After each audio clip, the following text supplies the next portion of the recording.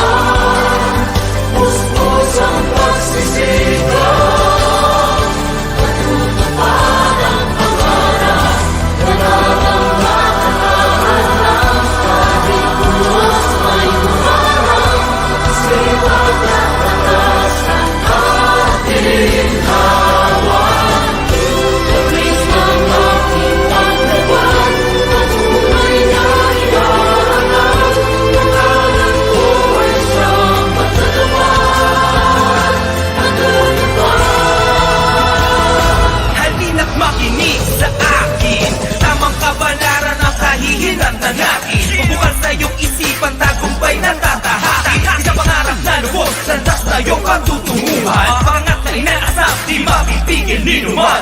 Maaabot lahat ng iyong inaasam. Kasipagan ng sagot, salat ka man sa kayamanan. Buksan ang pahina ng mga aklat ng karunungan. Edukasyon ating kailangan, kamamangan ating iwanan. Please! Ating lilipanin, ang himbawangin, ating tanawin, atong mga sa'y muling tatanawin. kinabukasan pag-ibayin, pilitin mo gawin. Puspos ang pagsisikap, Pag-asa ay yakapin, edukasyon ang kayamanan kahit di naman. Isang pangarap ang tutupad, pagsisikapan ng lahat. puspos ang pagsisikap, Kaya mo yun, kaibigan. mabubuo isang pangarap.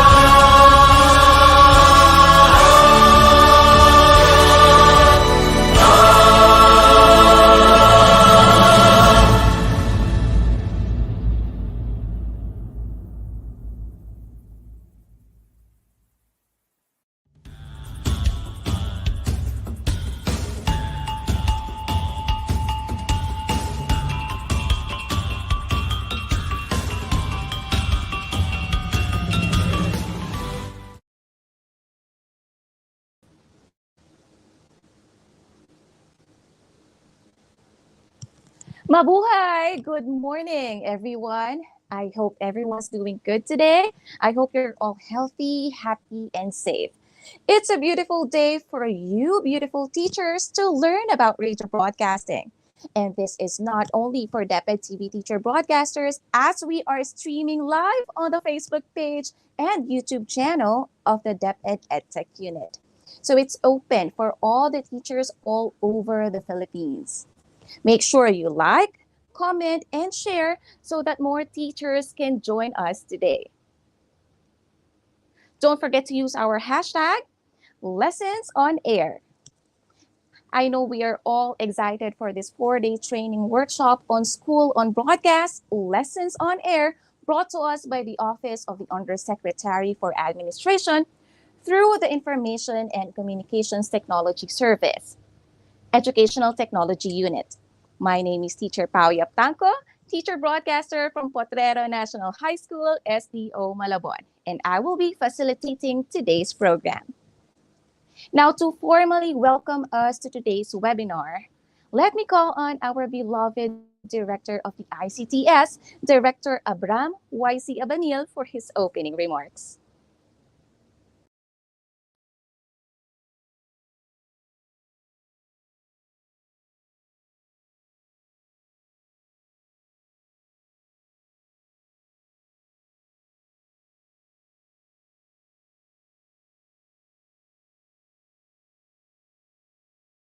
Hello, good morning. Naririnig ba ako? Good morning. Yes, sir. Yes, sir. Good morning. Karoon lang ng konting technical difficulties. Am I being heard now? Yes, sir. You're being heard loud and clear. Yeah, ayusin lang natin yung So, good morning ulit sa inyong lahat, and thank you for joining this training that we're conducting for essentially this is radio-based teaching, no. Marami sa atin nasanay na tayo sa mga online learning, saka sa blended learning, saka sa TV-based education, no. But at least for central office dito sa EdTech, ito yung natin, first foray natin into radio-based instruction. Alam namin na marami sa schools meron na kayong skills in terms of especially dun sa mga journalism classes ninyo. Marami na kayong mga knowledge on how to do radio-based instruction. What we would like to do in this particular training is to share rin naman yung mga experiences namin, especially dun sa what we have experienced in DepEd TV. Marami tayong mga teacher broadcasters who have already been trained in doing video lectures. We would like to share yung mga learnings namin pagdating naman dito sa radio-based instruction. Actually, is part of our phase 2 sa DepEd TV covers radio-based instruction, no? Ongoing pa rin yung procurement doon. At ang kagandahan nun is that all the video lectures that are being aired in the DepEd TV and that will be produced will also be converted into radio-based instruction. And this, what this means is that hindi lang i-convert yung video lessons into audio format, no? Pero kailangan din palitan yung tawag ito, yung ating script because the script of the TV-based lessons are, ang assumption niyan is that there are visual graphics. Whereas dito sa radio-based instruction, we know that walang graphics, so they have to tweak the scripts para mas ma-describe yung mga lessons and para ma-visualize ng bata using just audio that is available dito sa mga radio-based instruction. And ang kagandahan talaga nitong radio-based instruction is it supplements yung ano natin, no, other modes of learning. I, for example, is a very big fan of listening to mga lectures, no, both audio and both video, and marami akong natutunan from various fields like physics, like chemistry and biology, just listening to these lectures. And we would like to provide this particular opportunity din sa ating mga public school learners. And more importantly, ang radio-based instruction is something that can be used by our visually impaired learners. Yes, yung mga visually impaired learners natin. Kaya it's also a strategy not just to supplement ang education ng ating mga regular learners, but also to facilitate yung learning ng ating mga blind learners and ensure that they are included.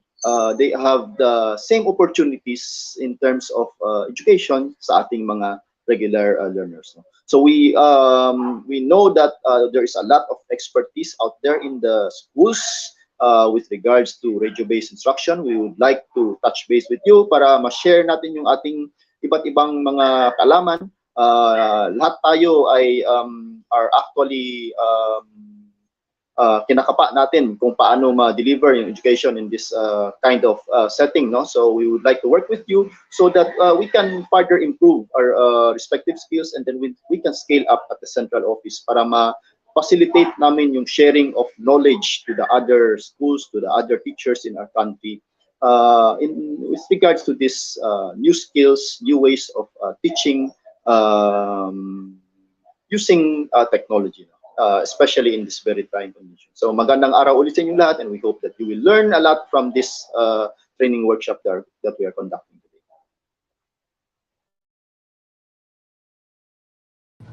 Thank you so much, Director Abaniel. Now, before we move on to our next speaker for today, and for the next message for today, let's watch something that I know most of us have already watched. And hindi tayo magsasawang panoorin to dahil kilalang-kilala natin kung sino ang bumida sa DepEd serye na ito. So everyone, please watch Mikropono.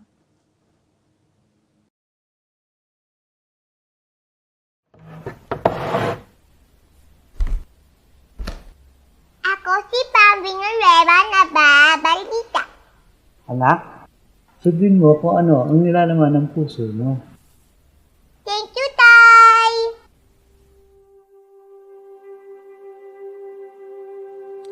Tay, naaalala mo ba nung niregaluhan mo ko ng mikropono?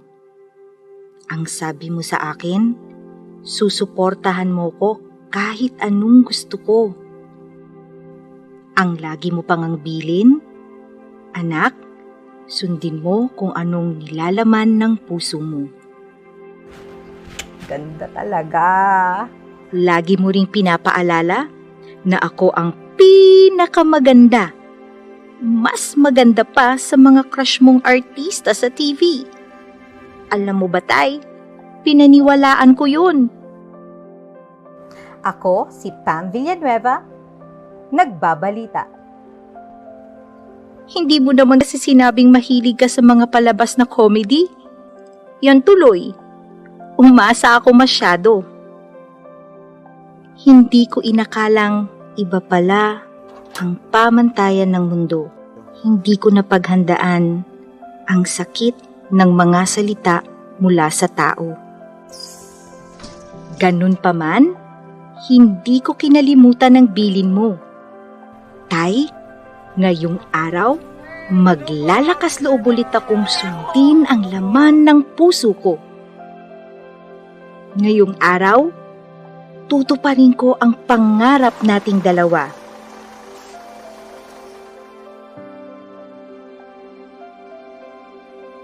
Handa na akong yakapin ang pagkakataong ito. Ano man ang sabihin ng iba.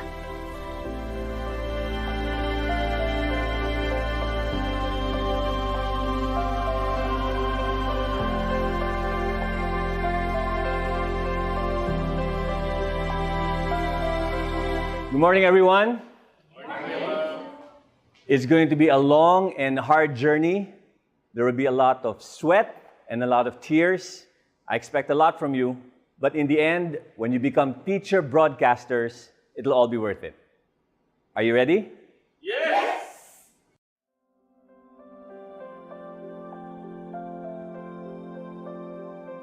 Your task at hand is to deliver your lines straight at the camera lens. Greetings, bright minds. I hope you're having an amazing day. It's me, your English learning buddy. Good job, DJ. Okay, next. Any volunteers? May nagtatago doon. Teacher Pam. Teacher Pam, I can see you.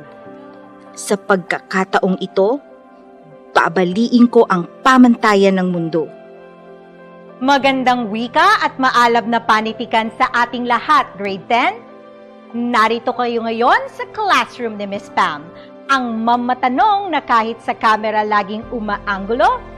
Maniwala ka, sasamahan kitang mag-enjoy at matuto. Tatandaan, sa panitikang Filipino, abot kamay mo ang mundo. Alright! Haharap ako sa kamera upang magturo, upang hindi lamang makulong ang mga aral sa 4 na sulok ng silid-aralan, upang mas maraming bata ang makaalam na ang mga pangarap ay binuo upang matupad. Okay, teachers, dito nagwawakas ang ating workshop, pero hindi ang inyong training. Bye-bye! Haharap ako sa kamera upang magturo, para mas maraming bata ang makaalam na kahit matagal ang proseso ng pangarap, ang mahalagay umuusad. Tay, naaalala mo ba nung niragaluhan mo ko ng mikropono? Hindi ko to nagamit kanina. Pero, nagamit ko lahat ng paalala mo. Hindi na rin pala ako naniniwalang kasing ganda ko ng mga crush mong artista. Pero, mapapanood mo na ako sa TV para sa mas malalim pang advokasya.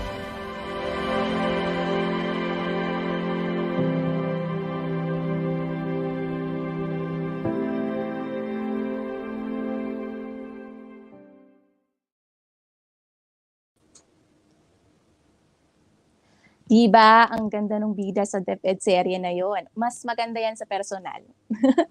And now, to give us an inspirational message, let's all give a virtual round of applause to the head of the ICTS-EdTech Unit, Mr. Mark Anthony CC.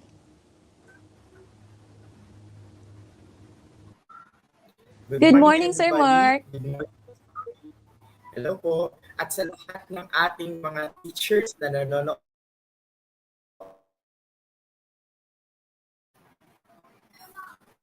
we are now having a DepEd radio, and it's actually an innovation which is not really new.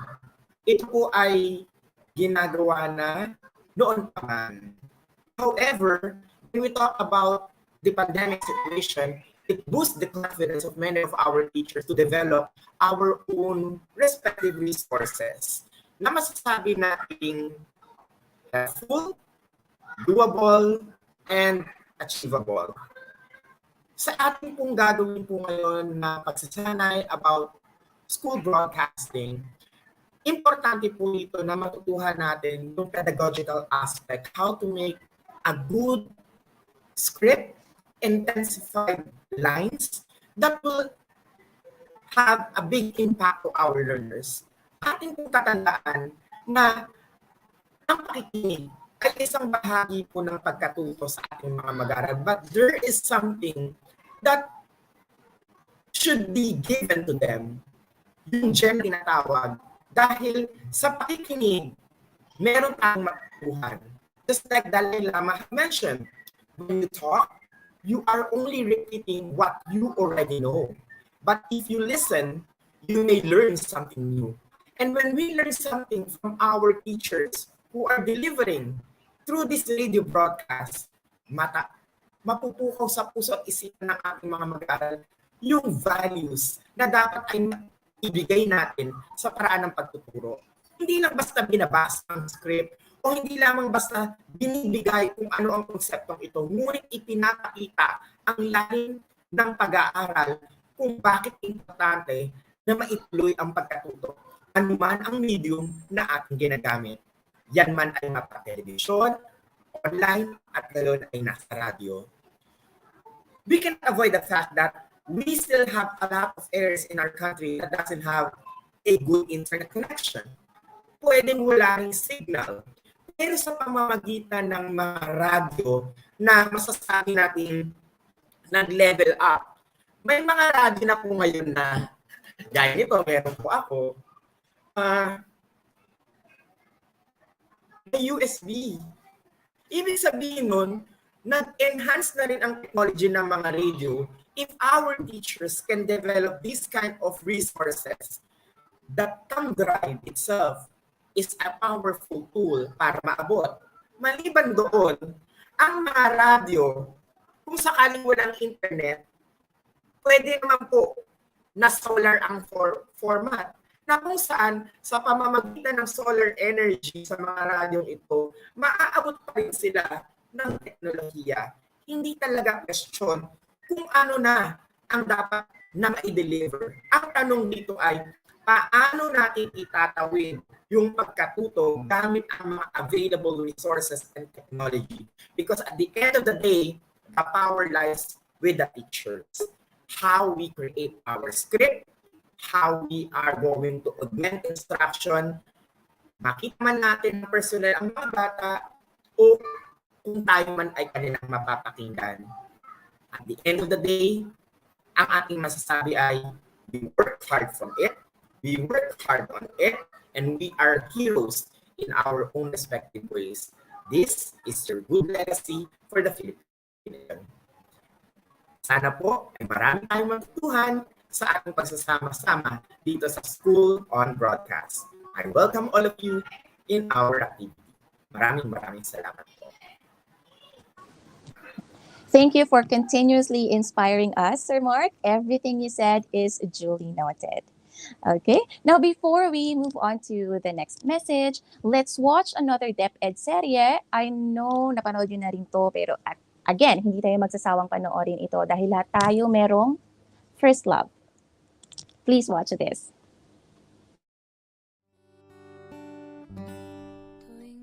Ikaw ang una kong pag-ibig. At hanggang ngayon, sa'yo ko bumabalik.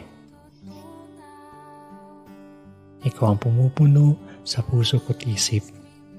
Mga salita mo ang dahilan ng pagkasabik.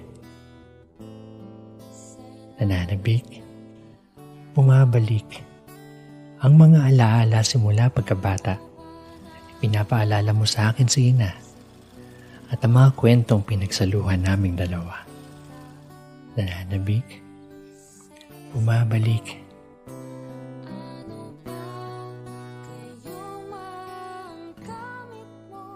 Sapagkat nasa iyo ang banta sa dulo ng mga pangungusap, ikaw ang aking pahinga, ang paglaya sa emosyong gustong kumawala. Mula sa mga tanong, sa padamdam, paghinto. Sa pagpapatuloy, paninigurado at mga bakasiguro.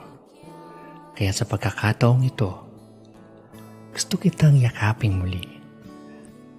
Miss, gusto ko ulit maramdaman kung paano tayo nagsimula. Gusto kong balikan ang unang salita. May I borrow that book? This one? Oo. Sana. Sure. Unang talata. Unang kabanata. Sapagkat ikaw ang una kong pag-ibig. Sa'yo ko unang naramdaman ang pagkasabik. Good morning, learners! Welcome to DepEd TV. Are you excited to learn a new story? Nananabik. Umabalik.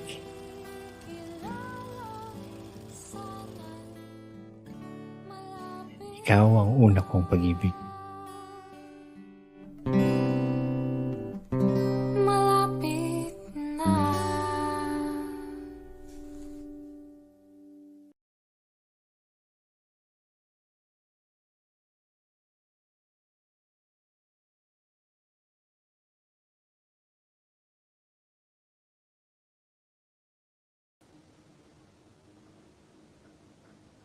Ayan. All right, moving on to the rationale. Let's all welcome the project lead of DepEd Radio, Mr. John Wilbur Gale.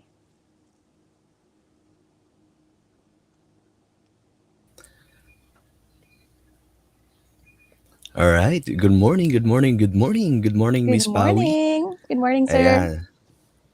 So, to our teacher broadcasters and all the teachers watching right now, isang napakasayang araw po. We are very excited and sana kayo din po. So, let me read to you the rationale for our training. For a long time, the Department of Education or DepEd used radio-based instruction or RBI as one way to reach people in the Alternative Learning System or ALS program. Radio-based instruction is mostly used to reach people who can't come to face-to-face classes or who live in remote areas. This allows them to keep going with their education even though they have challenges. Radio-based instruction has reached out-of-school youth, people who have been imprisoned, people with disabilities, working students, indigenous people, farmers, and other people who can't go to school every day. So mapapansin nyo talaga pong dati pa meron na pong DepEd radio or radio-based instruction. And in response to the disruption of classes caused by the COVID-19 pandemic, the Department of Education initiated the use of blended learning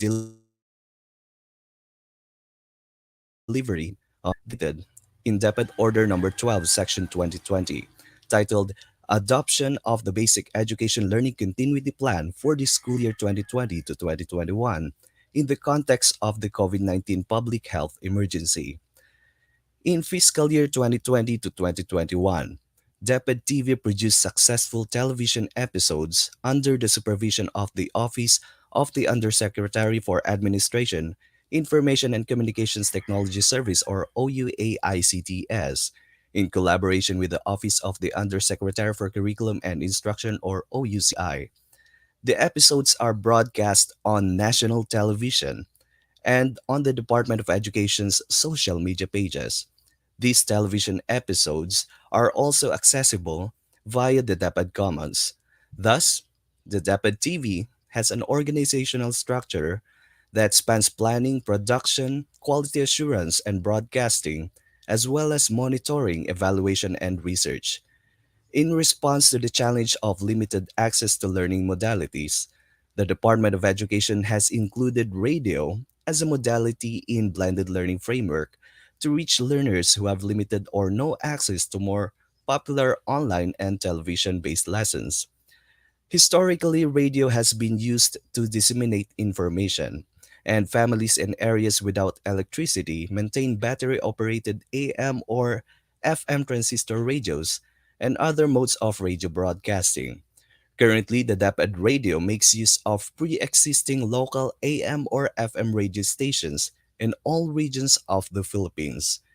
In collaborations with the department's regional and division offices as well as schools, lessons are broadcast via partner radio stations or ragtag radio stations established in regional or division offices and schools, reaching learners who do not have ready access to alternative modes of instruction.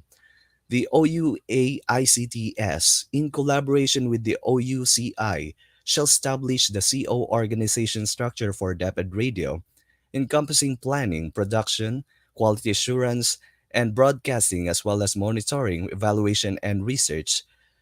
This CO structure must interact with counterparts at the regional and divisional levels of governance. So that's it, our teacher broadcasters and teachers nationwide. We are providing this training to empower you using radio-based instruction for learning. This training will give you the knowledge and skills about the radio-based instruction. So listen carefully, learn and absorb as much as you can because we have the best speakers that we can master. So good luck and enjoy this training. Maraming salamat po. Talaga namang napakaganda ng boses ng ating project lead ng DepEd Radio. Thank you, Sir Wilbur. Now, let's watch another DepEd serye. Everyone, this is Bangka.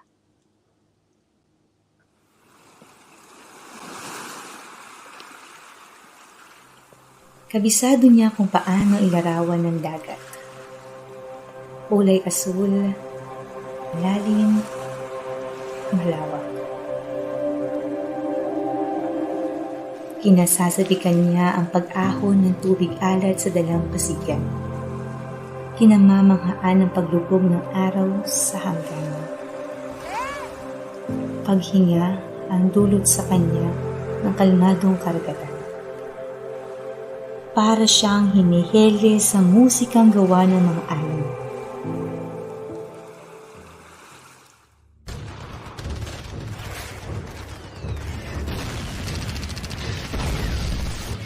Tinatalo ang ingay ng mga palahaw at sigaw sa maghapon. Hinihilom ang mapapait na alaala ng kahapon. Yung takot, hikahos, pagkalunod ng pag-asang makapagtapos.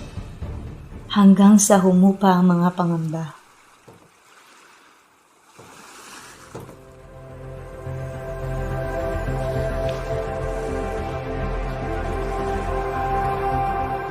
Sumilip muli ang liwanag sa lumubog na isla. Kaya't siya'y lumangoy, umibabaw, sumakay sa pinatibay na bangka. Bit-bit ang mas matibay pang pag-asa. Yung hindi kayang palubugin ng mga panghuhusga, isinasagwa ng karanasan at mga aral na nabasa, naglalayag para sa kapakanan ng iba. Dumadaong sa pangpang ng katuwiran at tama. Siya, na pinatibay ng mga hampas ng alon, na kahit lumipas man ang mahabang panahon, kinasasabikan pa rin niya ang pag-ahon ng tubig alat sa dalampasigan. Kinamamanghaan pa rin niya ang paglubog ng araw sa hangganan. Paghinga pa rin ang dulot sa kanya ng kalmadong karagatan. Kabisado pa rin niya kung paano ilarawan ng dagat. Ang ganda ng dagat, no? Kulay asul, malalim, malawak. Kulay asul, simbolo ng kapayapaang laging niyang hiling. Malalim, kasing kahulugan ng kanyang mga hangarin. Malawak, tulad ng pang-unawa niya saan man siya dagdag. Nakalipas man ang mahabang panahon, kabisado pa rin niya kung paano ilarawan ng dagat. Kulay asul, malalim, at malawak.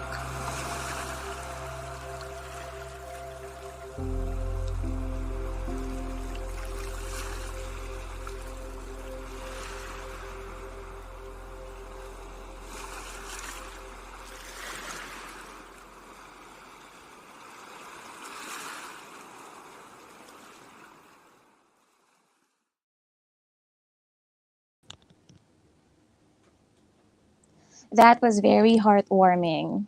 And now, teachers, each one of us has our own set of expectations, whether dito sa ating webinar o sa ibang bagay man. Pero hinay-hinay lang sa pag-expect teachers, mahirap masaktan kapag hindi na-meet yung expectations mo. Di ba? Ang aga kong humugot. Okay, so to tell us what we should really expect on this 4-day training, we have the project lead for DepEd TV, Mr. John Jefferson C. Sevilla.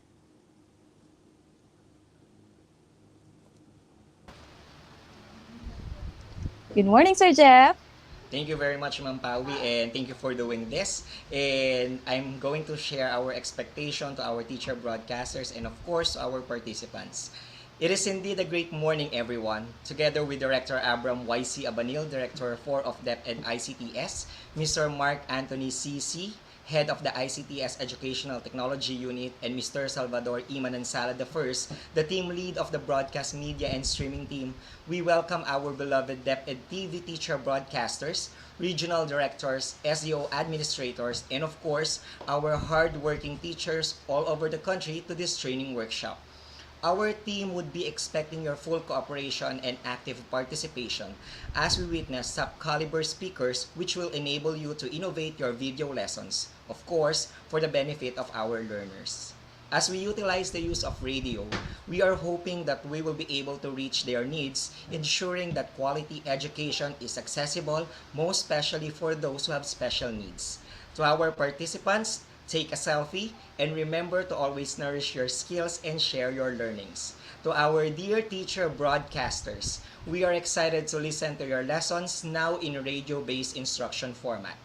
In behalf of the DepEd TV core team, I am Mr. John Jefferson Sevilla, your DepEd TV project lead from SDO Las Piñas, and sabay-sabay tayo sa pagsulong edukalidad. Maraming salamat, Sir Jeff. At kagaya nga na sinabi ni Sir Jeff, no, don't forget to take a selfie, and when you post it, use our hashtag #LessonsOnAir.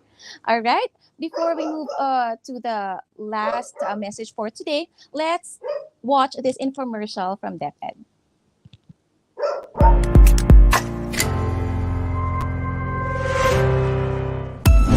Maraming paraan para matuto sa kabila ng maraming pagbabago.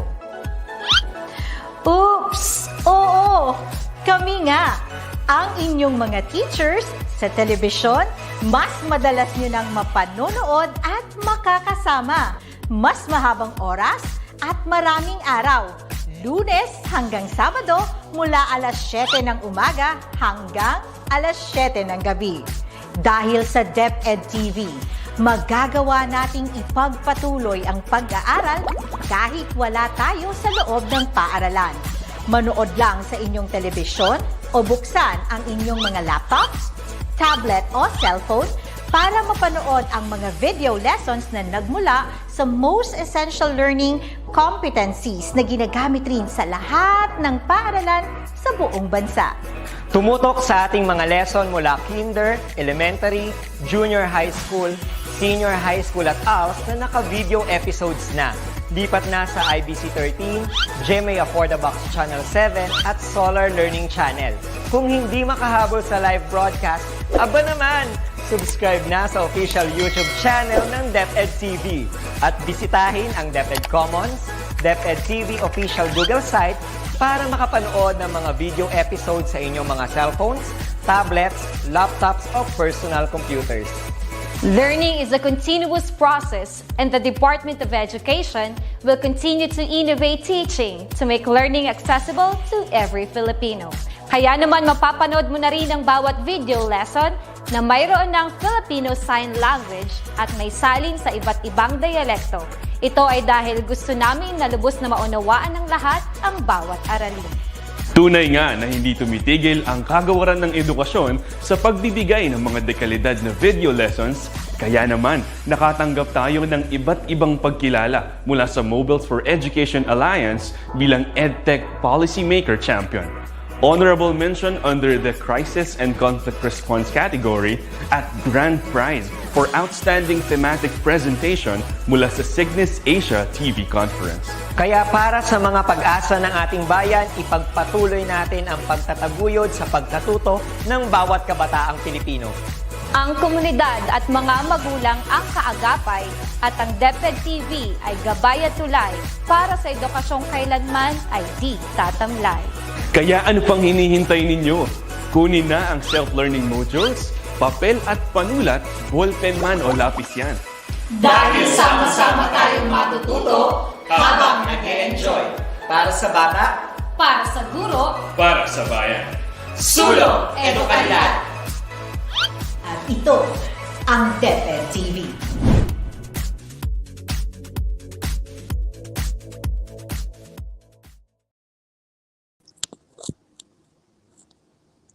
All right. Lastly, to tell us about what's in store for us in this training is our broadcast media and streaming team supervising educational technology specialist, Mr. Salvador E. Manansala I, aka Sir Bads, minsan Sir Goods, with the webinar overview. Good morning, Sir Bads. Good morning, Ma'am Pawi. Thank you for hosting our opening salvo for year 2022 for our DepEd TV and DepEd Radio program. And I would like to express my sincerest thanks first to our Director 4 of the ICTS, Abram YC Abanil, our Undersecretary for Administration, Yusek Ali Indelbi Pasqua, our Head in the Educational Technology Unit, Sir Mark Anthony CC, our colleagues in the Educational Technology Unit, my team in the broadcast media and streaming team, DepEd TV core team, DepEd Radio, and all the Itulay hardworking men and women, to our teacher broadcasters, and to our very passionate and dedicated teachers all over the country. A pleasant morning to all of you. In response to the disruption of classes caused by the COVID-19 pandemic, the Department of Education initiated the use of blended learning delivery modes. This was stipulated in the DepEd Order Number 12, Series of 2020, titled Adoption of the Basic Education Learning Continuity Plan for the School Year 2020-2021 in the context of the COVID-19 public health emergency. On this particular DepEd Order, we have this suggested distance learning delivery modalities. We call it as DLDM, wherein we have four. The first one is the online distance learning. The second one is we have the modular distance learning. Another one is we have the TV and radio-based instruction, and that's it, the TV-based instruction and the radio-based instruction. Last year, we focused our attention on the TV-based instruction, wherein we were able to develop thousands of episodes for our learners, and we established this just to continue the education, because as we all know, our secretary told us that education must continue, especially in times of pandemic. For this particular training program, what are the expectations for what are the aims or the objectives of this training program? This training program will help the participants to have a deeper understanding or knowledge of the following. First, differentiate concept of TV broadcasting to radio broadcasting. Another one, discover radio broadcasting elements, technicalities, and terminologies. Number three, learn how to put flesh into the script. Understand the importance of learning skills in the broadcast speech and performance of lessons on air. Number five, describe the principles of radio broadcast speech and performance, particularly for lessons on air program.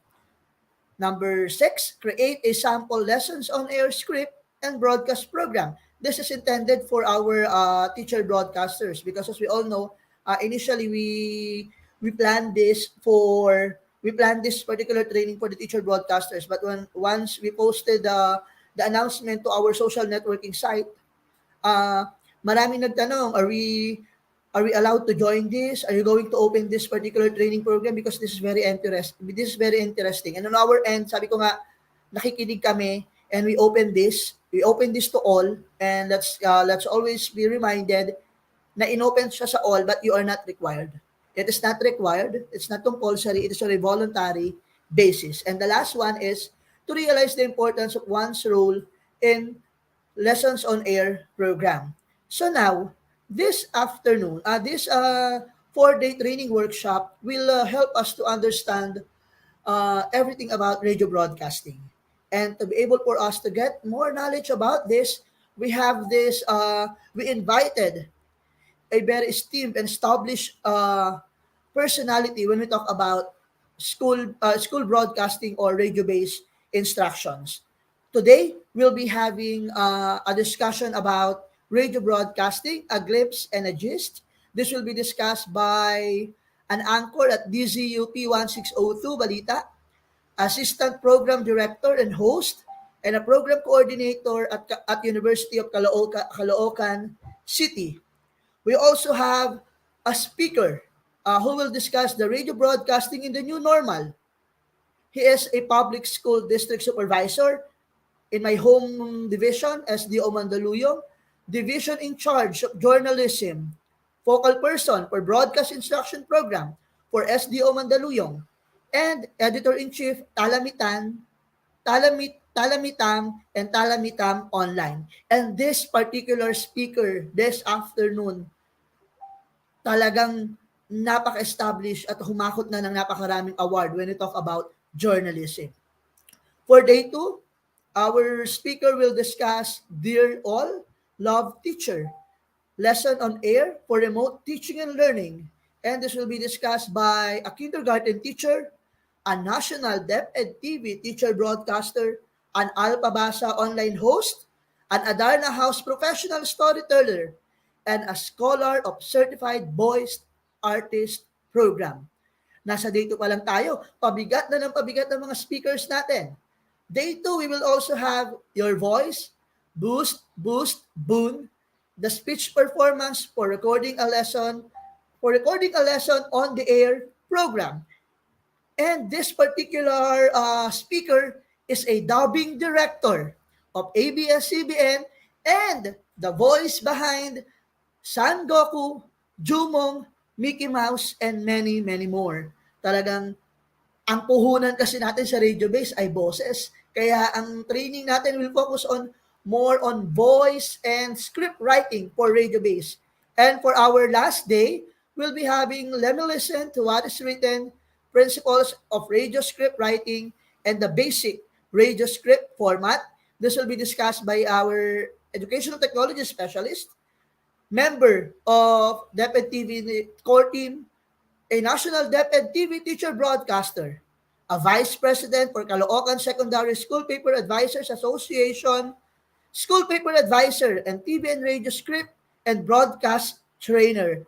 So I hope, given the roster of our speaker for this school on broadcast lessons on air training workshop, all of us will be empowered on all the things that we need to know about this training workshop that focuses more on radio broadcasting, because as we all know, continuous pa rin ang pandemic natin, and we need to devise certain modalities to be able for us to reach not only those who are living in the urban areas, but also those na classified as last mile schools wherein there's no internet access. The answer to that, we provide them with offline TV-based video lesson, and now we will be providing them the radio-based instruction format. And this radio-based instruction format, we're planning to have it in a 2 modalities. The first one is the traditional radio-based, and the other one is the trend.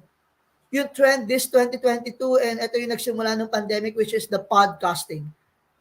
Rest assured that we in the Department of Education, Educational Technology Unit will continue to innovate teaching using various modalities at the comfort of our home, and we are true to our mandate in delivering quality education to our learners. Lagi nating tatandaan, we are all doing this para sa bata, para sa bayan, sulong edukalidad. Again, magandang umaga po sa inyong lahat at maraming salamat sa pagsama sa amin sa session na ito. God bless us all. Stay safe everyone. COVID lang yan. Gurong Filipino tayong lahat. Bye! Maraming salamat po, Sir Bats. Talaga namang napakaraming aabangan ng ating teachers sa training na to. We are all risen and shining. present with a passion that's blazing. And we are very much delighted to see the huge number of participants in today's session. Day 1 pa lang yan ng ating RBI webinar series. Iba na ang energy ng ating participants, lalo na sa comment section. And speaking of comment section, let me read some of your comments. Dear teachers, let's see. Here, from Sir Allen Tapar, watching from 1F Trevino Memorial High School, SDO Camarines Sur. Galing naman kay Ma'am Venus Malyari Garcia, good morning po. Watching from San Isidro Resettlement Elementary School, Magalang North District, SDO Pampanga. At meron din tayong nanonood from SDO Bulacan, si Ma'am Mariflor Dizon. Good morning po, watching from Guyong Elementary School, Santa Maria Central District.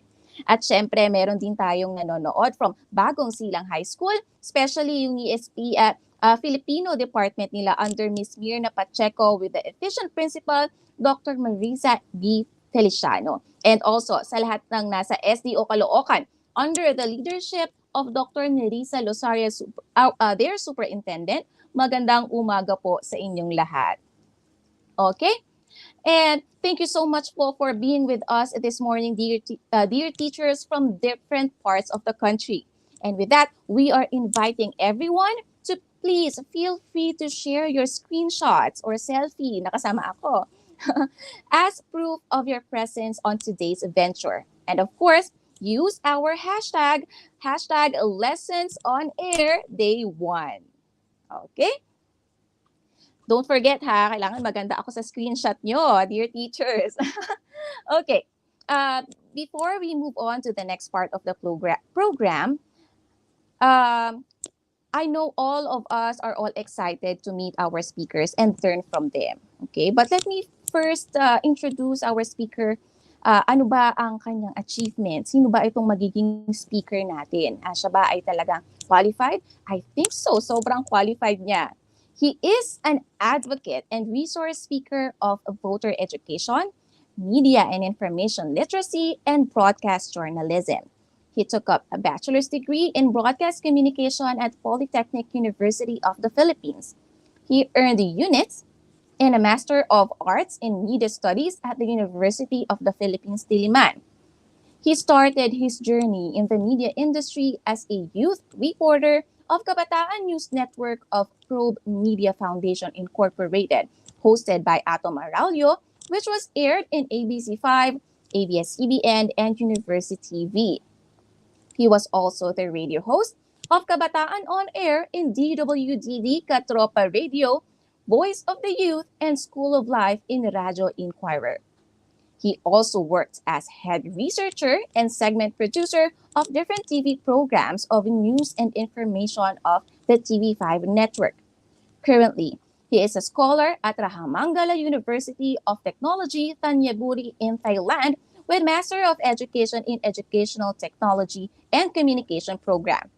He is the program coordinator of the Communication Department at University of Caloocan City.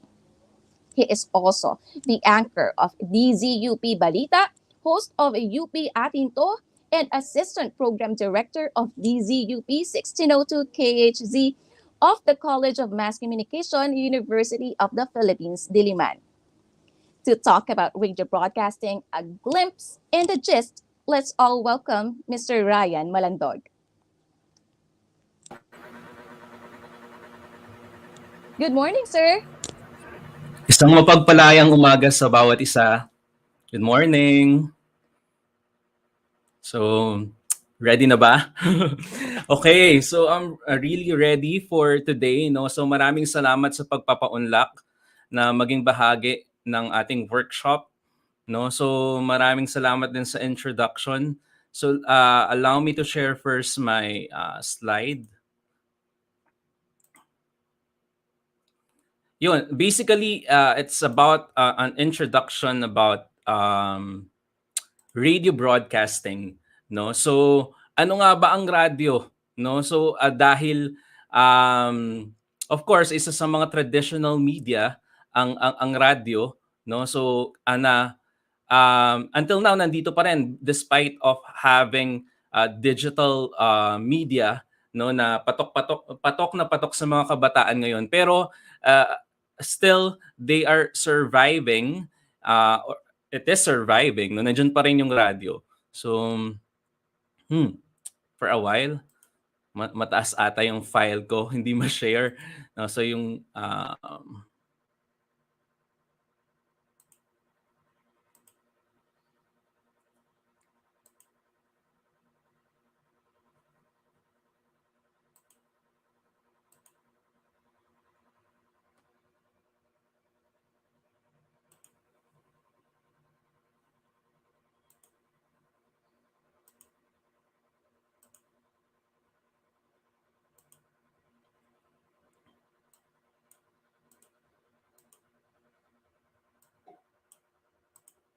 Yan, ganyan talaga pag live, no, sir? Talagang maraming live technical difficulties na hindi Yeah. inaasahan.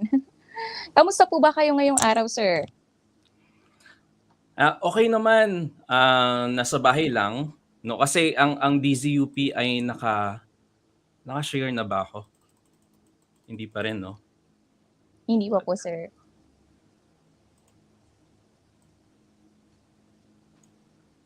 So sa bahay lang din po kayo na work from home din po Yan, kayo ngayon, sir? nagbo-broadcast kami sa bahay nandito ako sa Caloocan. No, so Pero pre-pandemic po, sir, sa studio po kayo nagbo-broadcast? hindi, nung pandemic na kasi ako nasa DZUP. No, so Okay, sir. So may ano pa pong ibang pinagkakaabalahan nyo? ngayon ay nagtuturo din ako sa University of Caloocan. Dito po ba sa EDSA, sir, or Both. both. Sa South and North, no? So, Mm. since it's remote learning and even naman nung pre-pandemic, no? So kasi kailangan na at least may media practitioners sa both campuses kasi parehas may communication, no, sa both campuses. So, sir, pinakiusapan ako na magturo doon. How's the experience naman, sir, of teaching college students? It's very fulfilling kasi 5 taon na din naman ako nagtuturo sa communication. Pero mas mahirap po siguro magturo ngayon dahil online lang po lahat, di ba po? Yeah, ang daming challenges. No, so kailangan mong maging creative, no? So lalong-lalo na it's about communication. Yes. May mga production subject, for example. So it's paano mo siya i-modify into, 'di ba, a remote learning setup, no? I can't imagine, sir, kasi I'm also a mass comm graduate. Production subjects really has to be face-to-face if I'll be asked. Danas na danas din po ngayon no, ng ating teachers sa field na ang challenges ng pagtuturo online na hindi nakikita ang ating students. All right. So I think okay na yung presentation. Okay, sir, the floor is yours. Thank you, ma'am.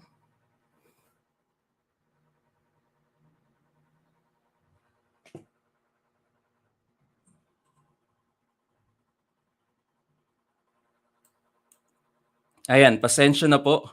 At iba talaga kapag live, no? So may mga technical difficulties. It's my first time to use this platform, no? Yung StreamYard. Pero pagpasensyahan nyo na po yung sige, full ko na lang po. Yan. Alright, it's radio broadcasting, no? So meron pa po ba kayong radyo sa bahay katulad nito, no? So meron pa rin akong radyo sa bahay at kadalasan simula nung bata ako, ito yung nagsilbing alarm clock ko nung bata. Kaya siguro kasi yung tatay ko laging nakikinig sa radyo, no? So every morning around 4 AM nag-start na yan ng radyo, bukas na yung radyo, no? So kaya naging alarm clock ko siya simula nung bata, no? So at ngayon until now ilang taon na ako, yung tatay ko, hawak-hawak pa rin or nandyan pa rin yung radyo kasi it's a form of entertainment, ng information, no, lalong-lalo na balita at yung mga radio drama, no, na meron pa rin tayo ngayon, mapa AM or FM, no. So sa radyo natin, sa mga pihitan natin. So ang unang tanong siguro, uso pa ba yung radyo, 'di ba? So of course it's digital media, digital age, no. So yung mga Gen Z and Alpha generation and even millennials, nabuhay na nandiyan na yung internet, no. Pero of course, nandiyan pa rin yung radyo.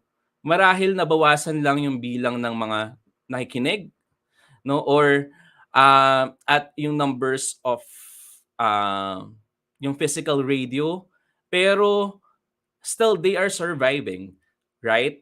When television was invented and they produced the first music video, yung Video Killed the Radio Star yung title. Ang pinaka mensahe nun, mawawala or mamamatay yung mga star sa radio. Kasi nga, na-invento na yung television eh. Nandun na lahat ng elemento. Nandun na yung elemento ng radio na music, no, yung sound, yung voice, at yung very important element ng television, visual, nakita. No? So, that's why sinasabi ng iba, oy, wala na yung radio na yan. No, kasi may TV na. Nandiyan na lahat ng elemento. No, but of course, nandiyan pa rin, no? Of course, kailangan mag-evolve, kailangan i-adopt yung new technology na meron tayo at nandito pa rin ang radyo, right?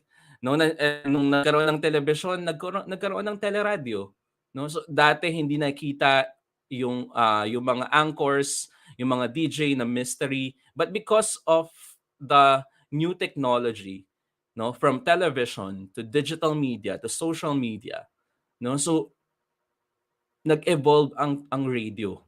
They need to adopt, no, so that's why may tinatawag tayong media convergence, no, yung pagsasama ng iba't ibang plataforma ng media, no.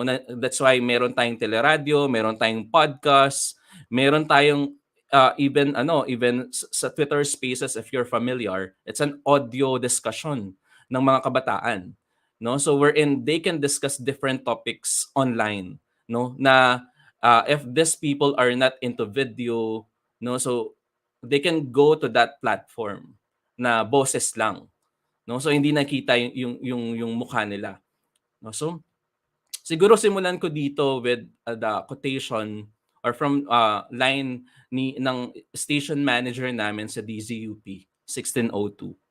Ang radyo ay pabago-bago, no? Nagbabago, laging may bago at nakapagpapabago.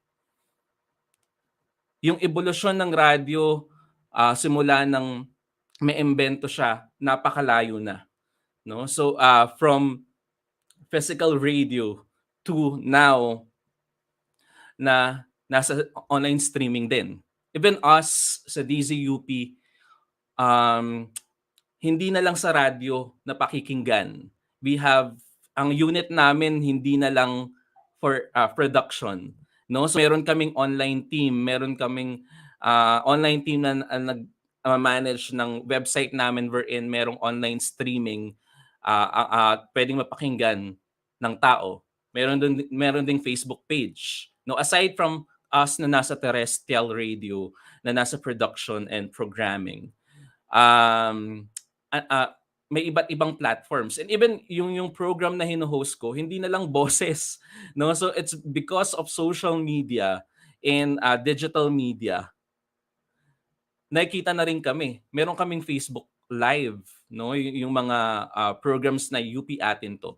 No? So ang daming hindi uso pa rin ang radyo, nandiyan pa rin siya, it's surviving, no. So nagbabago siya, no, at laging may bago, no, at nakapagpapabago kasi ang radyo ay isang moda o isang plataporma para gamitin natin sa iba't ibang bagay, no? So kung babalikan natin yung iba't ibang objectives ng media is one is to inform, second is to educate, third is to advocate, and fourth is to entertain, no? So at pwede natin siyang gamitin sa edukasyon. For example, DZUP, it is produced by College of Mass Communication, Department of Broadcast ng UP Diliman. Pero napapakinggan din naman siya sa Mega Manila and nearby provinces. Pero yung content niya ay puro educational content. No, so meron kaming mga service programs, no, meron about legal, about transportation, no? Pero meron kaming radio school wherein na nagdi-discuss about different topics na merong science, merong health, merong music, no, na pinoproduce din siya ng mga teachers o ng mga professors. Kasi nga may mga partner producers kami na professors mismo at ginagamit nilang plataforma ang radyo para mapalawak yung mga impormasyon, mapalawak yung reach, no, yung bato ng impormasyon hindi lang sa mga eskolang ng bayan bagkus sa iba pang tao na maaring makasagap mapa-online or mapa-radyo. Hi sir, napaka-interesting na, umpisa pa lang po ano. Inform ko lang sir kayo na yung nasa stream po ang nakikita po ng ating viewers and hindi po yung naka-slideshow.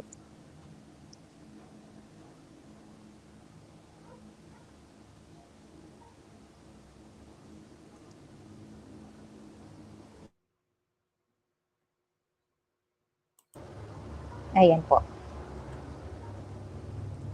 Yan, pero okay lang yan. Sorry. Apo sir. Yeah. Kita naman, no? Apo, ganyan na lang po.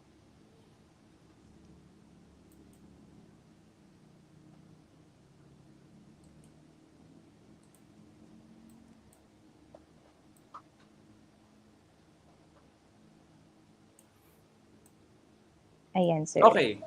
So, or lumiit ba siya? Yes po.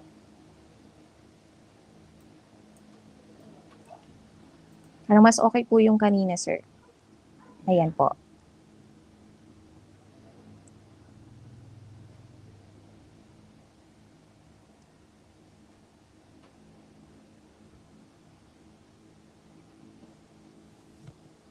Ayan. I think nakikita na po yan ng ating viewers. You may continue po, sir. Ayan, pasensya na. Ayan. Ayan. So, yan na yung kanina, no? So, siguro puntahan na natin. May nakuha akong definition ng radio dito. Sabi dito, radio is a tool that uses voice, sound, and music. No, ito yung pinaka elemento na meron ang radyo. No, alisin muna natin yung media convergence, 'di ba? So, yung online and yung television, but of course, radio is very personal, right? No, so that's why kapag nagbo-broadcast ka, dapat kinakausap mo yung tao. At yung elemento nito ay boses. Napakalaking parte ng radio broadcasting ang boses, no? So ang music, no? So these are called elements of radio, no? So walang visual elements, no? So producers of information and radio bank on these three elements to attract attention and convey the message. So that's why if for example, ang radio meron kang meron ding video, for example, pero meron kasing mga tao pa rin na hindi pa rin wala pa ring television, no? So or online. So that's why they are listening to radio. Dapat yung pagsulat natin at yung pag-describe natin sa mga bagay-bagay, for example for example balita, no? So ang nangyayari sa sunog, you have to describe ano yung nangyayari sa sunog. Hindi mo lang sasabihin na nasusunog, no? So gaano na siya kalaki, no? So ano na yung damage noon, etc. You have to describe what is happening. Kasi nga wala tayong visual pagdating sa radyo.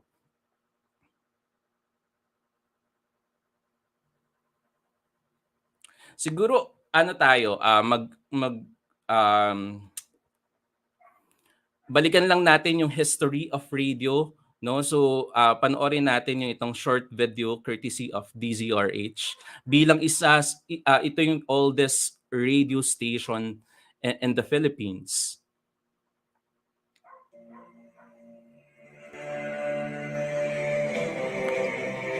The winds of war which had been wreaking havoc in Europe had not reached Asia. Manila was at peace with the world.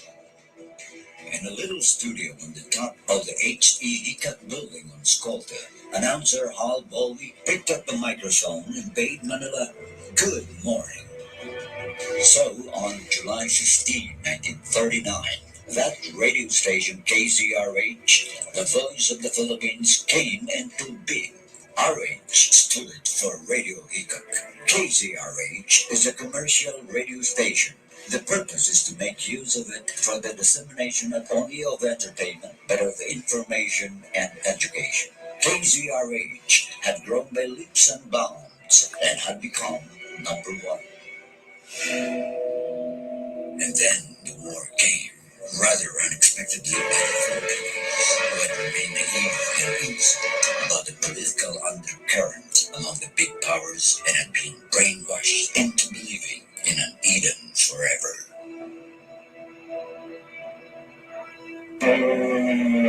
At 7 o'clock in the morning of December 2nd, 1941, Japanese aircraft carriers let loose its bombers and fighters to begin its devastation in Pearl Harbor.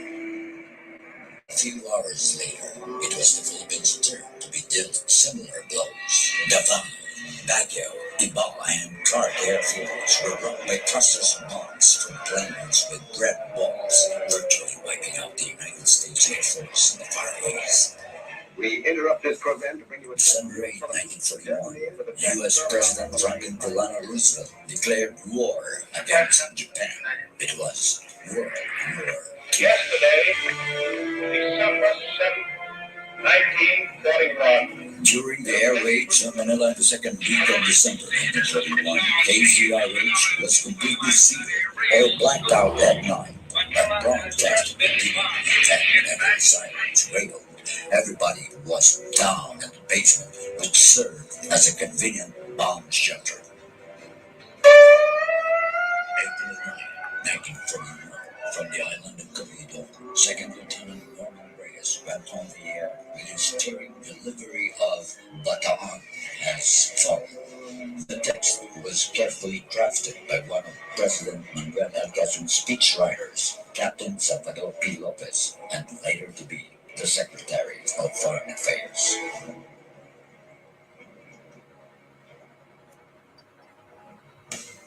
KZRH became the property of the Imperial Japanese Army. Personnel found themselves scattered, some in Bataan, some in the mountains as guerrillas, and some met death.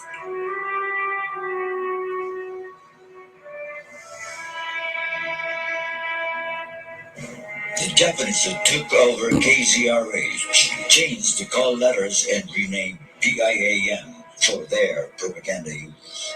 KZRH, the best in the Far East, went off the air. 40 years of horrendous Japanese occupation followed, and it seemed there was no hope of revival. Then, in 1945, the Americans came back, and among those liberated at the UST concentration camp was the former general manager of KZRH, Bertrand Silen, who upon his release picked up the pieces and immediately reopened KZRH, this time at the top floor of the Insular Life building on Plaza Moraga. But it was still tough sailing after that, and until Sulan found his godfathers in the persons of the brothers Elizalde, Ambassador Joaquin, and top businessman Manuel, who put up the funds to rehabilitate the station. Maestro Federico Elizalde joined his brothers as head of the Manila Broadcasting Company, the parent firm of KZRH. In the International Congress of Broadcasters held in the United States in 1948, a new set of identifying first two call letters for radio stations was given to the three Philippine regions with the constant letter D as country identifier. Luzon stations were assigned DZ, DY for Visayas, and DX for Mindanao. Now, DZRH continues to thrive in the coming years by giving the public the fairest, most accurate, and most comprehensive reportage on all events that truly count. DZRH has covered some of the most critical periods in the life of the nation. DZRH has exploited the radio's full potential as the medium that can reach even the remotest areas to serve the needs and interests of the people who are otherwise deprived of basic information for the improvement of the quality of their lives. DZRH, in its 70 years of existence, has lived up to the principle of freedom with responsibility. Station DZRH grows with the nation it serves, owes its continued top leadership and existence to its listeners. On its 70th year, therefore, Station DZRH will continue to keep faith with the Philippine nation and double its efforts to serve the people. To all the listeners and supporters of DZRH, mabuhay kayo at maraming salamat po. DZRH, DZRH, DZRH, nasa puso ng bawat Pilipino.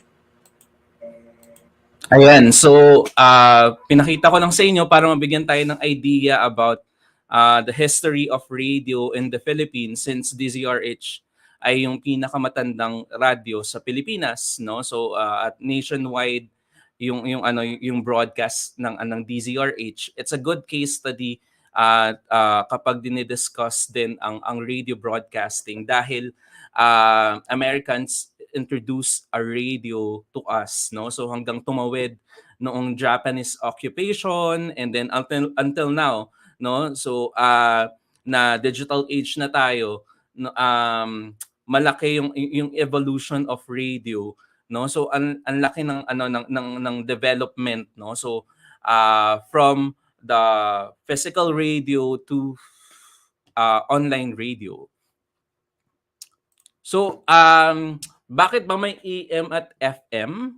No? So though it's more on sa mga technicians, that's why 'di ba may mga engineers tayo pagdating sa radio, yung mga electronics engineers, no? So kapag nag-sign on and sign off yung yung mga radio stations, pinapakilala yung mga engineers natin. So just to give an idea about yung AM and FM, no? So though para sa engineers to, no? So para kahit papaano alam natin yung AM, it's an amplitude modulation and FM frequency modulation, no? So ang AM mas yung bato kaya kahit sa mga bundok kasi kung titingnan natin yung waves, yung radio waves niya, no? So hindi pantay, no? So kaya niyang that's why even in far-flung communities, for example, kahit mga transistor radio lang, they can pwedeng silang pumihit at makasagap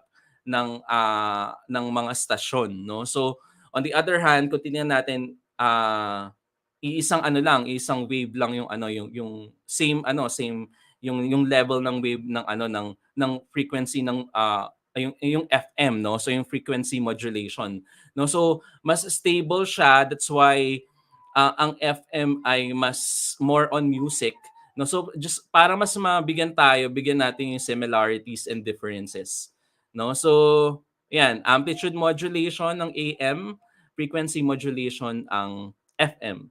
So, um, of course, we can select what carrier or channel you would like to on, o AM ba yan or FM, kasi sa mga radio equipment meron naman, no? So pwede nating pagpilian.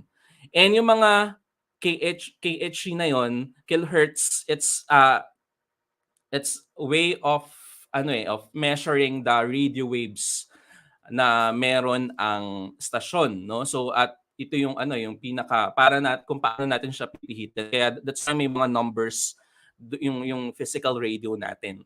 No? So yung frequency ng AM ay 540 kilohertz to 1600 kilohertz. No, ang FM ay 88 and 108 megahertz. No, so mas mataas yung yung sa FM.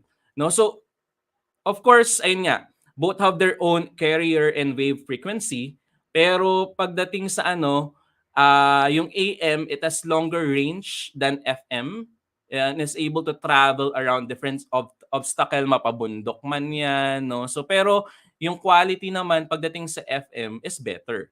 So that's why mas nakakasagap, for example, sa mga far-flung communities, bundok, ganyan, kahit transistor radio lang. No? So, unlike sa FM, yung FM naman, it provides higher quality because it's not affected by electrical interference. That's why kung titingnan natin, mas na-associate ang FM sa mga music. No? Kasi, of course, music, you need to appreciate that. No? You need to kasi it's a form of entertainment, right? We listen to music because gusto natin ma-relax. Hindi pwedeng may distraction or for example grounded or static yung yung music. So that's why most of the stations or mga music stations ay FM. Nabago lang, for example, may case ang radio 5 ay isa sa I think nag-iisang news program sa FM. So it's a good strategy also kasi nga for example now nitong 2010 lang naman nag-start ang TV5 yung Radio 5. No, so and na-introduce yung mga cellphone na may radio at FM lang ata yung available doon. So parang mas maraming reach, no? So and mas malinaw, no? So that's the difference between AM and FM. No, though ang AM malayo ang binabato, malayo ang kahit sa mga far-flung communities, mga bundok pwedeng makasagap ng mga ng estasyon. On the other hand, FM naman more on higher yung quality, kaya nga megahertz, no? So higher yung quality niya. Kaya mas na-associate or most of the content ay ay mga music. So kanina na-discuss naman sa isang conference in US, no? So for radio, yung mga broadcast stations are assigned one of 3 predominant prefixes depending on location of their license. No, so yung DZ and DW ay for Luzon-based radio stations. Yung DY for Visayas and DX for Mindanao. No, so DW is also used for stations in Luzon, no. No, DZ is mostly AM band and DW is FM band. And other call sign prefixes assigned to Philippines are DT, DU, and DV. Pero of course, mas marami mga DZ, DW, DY, and DX. And so that's nakahati po siya sa major islands natin. No, so yung Luzon, Visayas, and Mindanao. Okay, so for AM radio, it offers the station offers variety of different contents, of course, different program formats. Pero nahati po siya sa dalawa. So meron tayong dramatic programs and non-dramatic programs. No, so kapag dramatic programs, of course, ito yung mga mga radio drama na napakikinggan natin. No? So may nakikinig pa ba ng radio drama sa inyo? For example, kahit FM, they are also producing mga radio drama, though nag-originate siya sa mga AM station. For example, DZRH, they are producing a lot of radio drama every afternoon. Mga lunch break hanggang siguro mga 2 p.m. So kasi nitong pandemic napapakinggan ko pa nung nasa bahay pa ako, kasama yung tatay ko. Napapakinggan ko pa yung mga radio drama ng DZRH. And even FM stations, for example, MOR, Barangay LS, Love Radio. Kasi of course, yung mga nagsusulat ng letters sa mga programs tuwing gabi, ginagawa nilang drama tuwing afternoon. No? So, that's dramatic programs. Number 2, yung non-dramatic programs, doon na pumapasok yung news and commentary, no? So, yung mga balita, of course, lalong-lalo na if you are a member of kapisanan ng mga broadcaster ng Pilipinas, it is required at least 30 minutes ng broadcast or newscast program, no? So, sa mga miyembro. And kung papansinin natin, malaki yung bloke ng balita sa mga AM stations. So other programs, andyan yung talk show, counseling, educational, and informative. No, so ang dami pong pa pong ibang there's a variety of content na meron sa radyo. No, so pero it's more on talk, no. So kadalasan, pero it depends on what topic na i-discuss, no. So for for example, yung sa amin naman, it's yung sa DZUP, meron kaming balita every morning 10 a.m. to 10:15 and then 2 to 2:15. Pero sa gitna nandun yung educational programs na at least 3 educational programs and isang service program every day, iba-iba. So yun. Of course, pagdating sa FM, no, it offers music and entertainment, no. So, pero of course, kung babalikan natin, kung titingnan natin or papansinin natin, there are times na nagpapalit lang na yung trends pagdating sa FM na more talk, less music. May mga time na ganun eh. May mga year na ganun. For example, when nagsumikat sila Nicole Yala, sila Christopher, sila Papa Dudut, sila, 'di ba? Mas maraming talk yung FM station that time and less yung music. No, there are times naman na more music, no, so and then less talk lang, introduce lang ng DJ, no. So kadalasan ganon, lalong-lalo na sa mga tawag dito, yung pangmasang FM stations. For example, Yes FM, Barangay LS, Love Radio, MOR, no. So of course, pagdating naman sa mga English format, no. So may mga stations talaga na focus on music. Pero may mga station din na focus din sa mas malaki din yung bloke ng talk mo, ng usapan, no. So ganun lang naman usually pagdating sa mga FM stations. It caters mga music. Okay, speaking of radio drama, no. So balikan natin paano siya ginagawa before digital age. So I saw a documentary wherein ginagamit ko din siya kapag nagdi-discuss about radio broadcasting, no. So it's very interesting na kasi now nung nag-start ako with DWDD sa yung AF per radio, naabutan ko pa yung analog na console, no, yung mano-mano. And nung lumipat kami sa Radio Inquirer, digital na talaga siya. Itatap mo na lang sa computer yung bed mo, yung background music, yung reaction, no. Pero before bago pa man magkaroon ng digital media, nagkaroon ng revolution pagdating sa technology,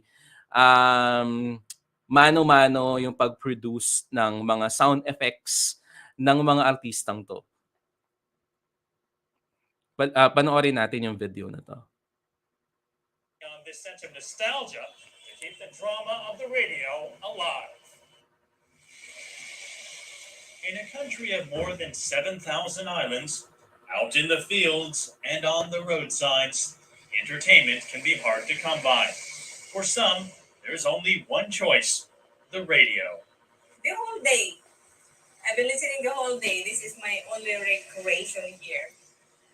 When I'm listening to drama, I will cry strongly and I carried emotionally.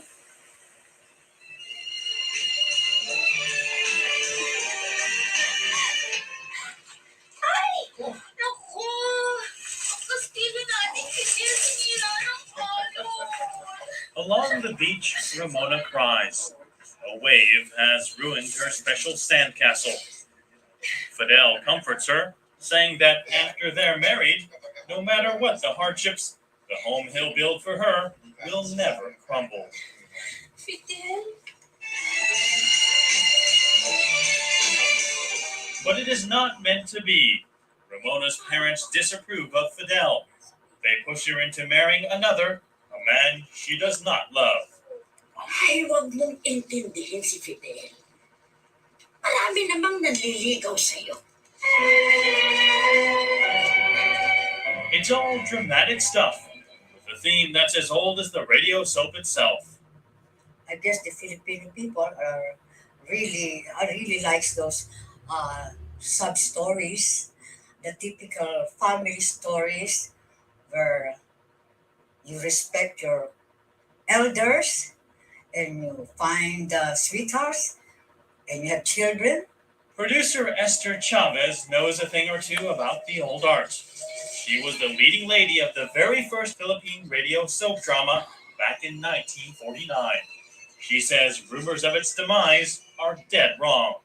That was what they've been saying right after Ilon and Tahanan went off the air, that the radio dramas are on the way out. That was way back 1958. And still, it's on, and more radio dramas are around.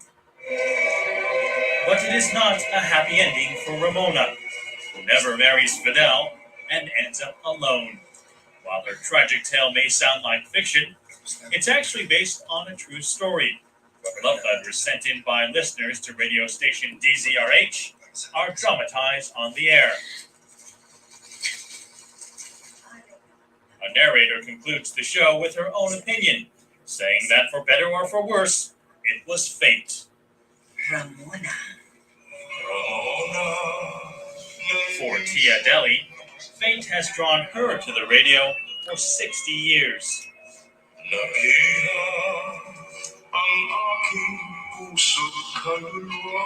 This was after the war, 1946 yan.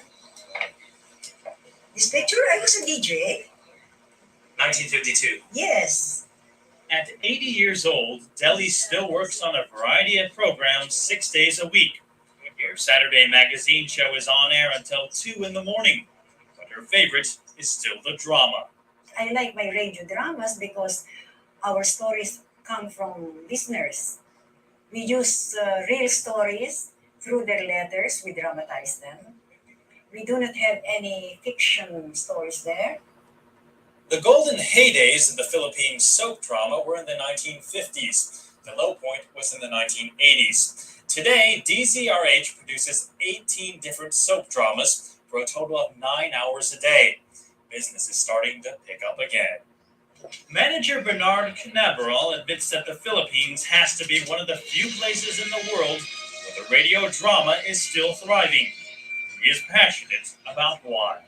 Radio, it's better to watch it on radio. Why? Because radio works magically through the power of the imagination. Imagination is the key word. So that when I say to you, red lips, you could almost imagine red, beautiful, luscious lips, right? When I say in total darkness. And now we're here in total darkness. I can't see a thing. You could almost imagine in total darkness. On film, you can't have that. You must have that shaft of light to be able to describe the picture. On radio, you can go immediately high in the air and jump down at the sea, at the bottom of the sea. That's the magic of radio. And with all the sound effects that you hear, it's magic. It's just plain and simple magic.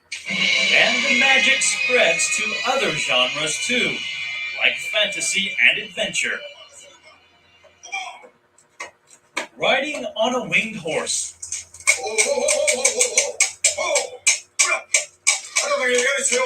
A hero named Benzar and a princess.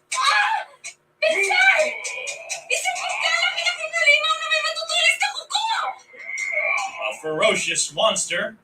Hindi ka makakalayo, Benzar. Our hero does battle with the beast.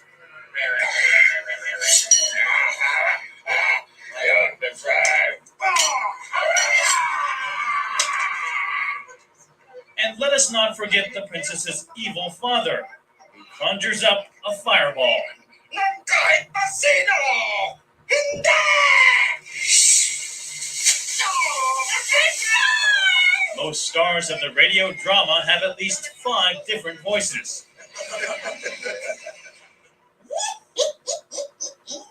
I'm gonna get you! I'm like an Aussie baby. This was myself a child.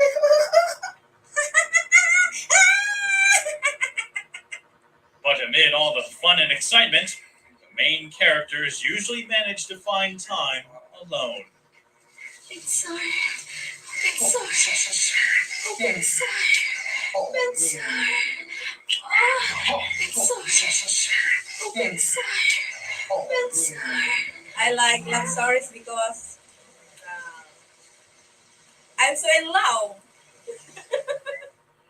And that sentiment is the very reason why the soap drama refuses to run out of steam.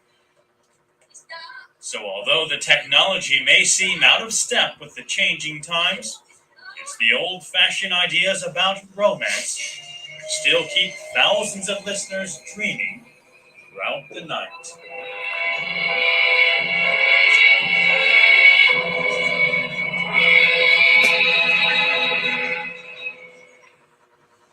The magic of the film. Ayun. So that's a radio drama, no? So traditional way, no? So yung paraan ng pagpo-produce ng radio drama bago pa man yung digital age na nakita natin even yung plastic no ginamit no para makapag-produce ng sound effects, no? So kaya siguro sinimulan ko yung yung PowerPoint natin or presentation with the quotation na yung radyo ay nagbabago, pabago-bago, laging may bago at nagpapabago. No, so all we need to do is to adopt and accept change, no, so for us to survive, no. So even it's the same with what is happening now during pandemic, no. So we need to survive, we need to adopt new technology sa paraan ng pagtuturo, no, kasi it's a disservice if hindi mag-stop na tayo. Same goes with radio broadcasting, since ang objective is to inform, educate, entertain, and advocate, no, to serve the Filipino people using this platform. And there's the radio is still here to serve the Filipino people.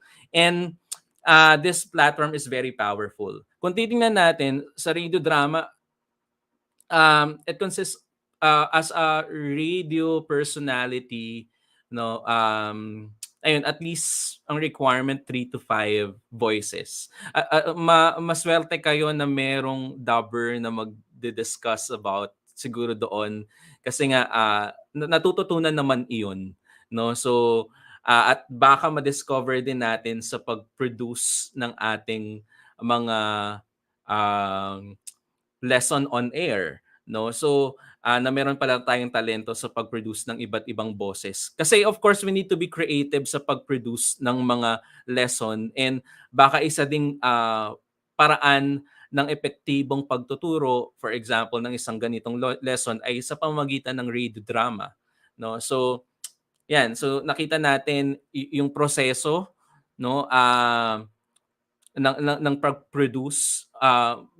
Maswerte tayo ngayon na we have a lot of available technology, even yung mga sound effects, no? So mas madali sa part natin, unlike before na you need to produce it gamit ang plastic, gamit ang ang ang tawag dito shell ng niyog, 'di ba? So yan. Okay, ano yung strengths ng radio? So of course, it can reach both literate and illiterate audiences. Why? Of course may sabihin natin may mga taong hindi talaga marunong magbasa. Pero kapag napakinggan nila yung sinasabi sa radyo, no? So mas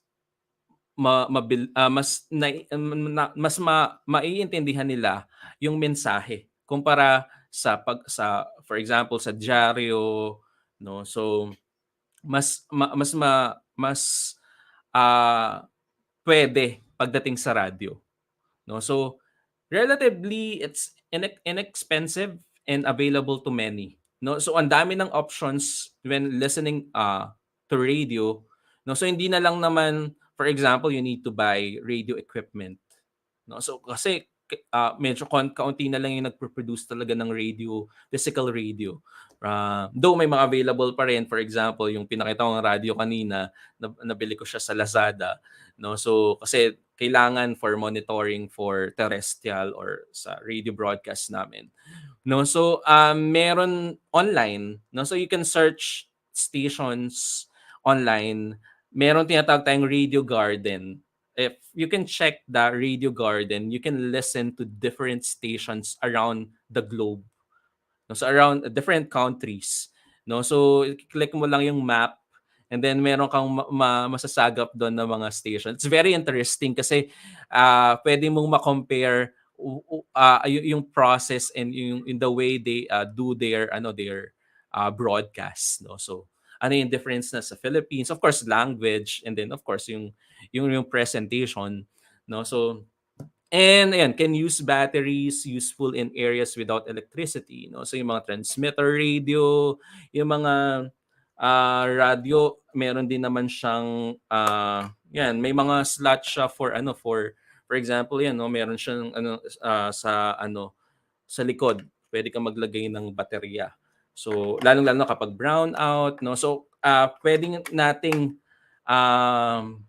siyang gamitin ng mga estudyante natin, lalong-lalo na if they are in far-flung communities na hirap sa electricity and other resources.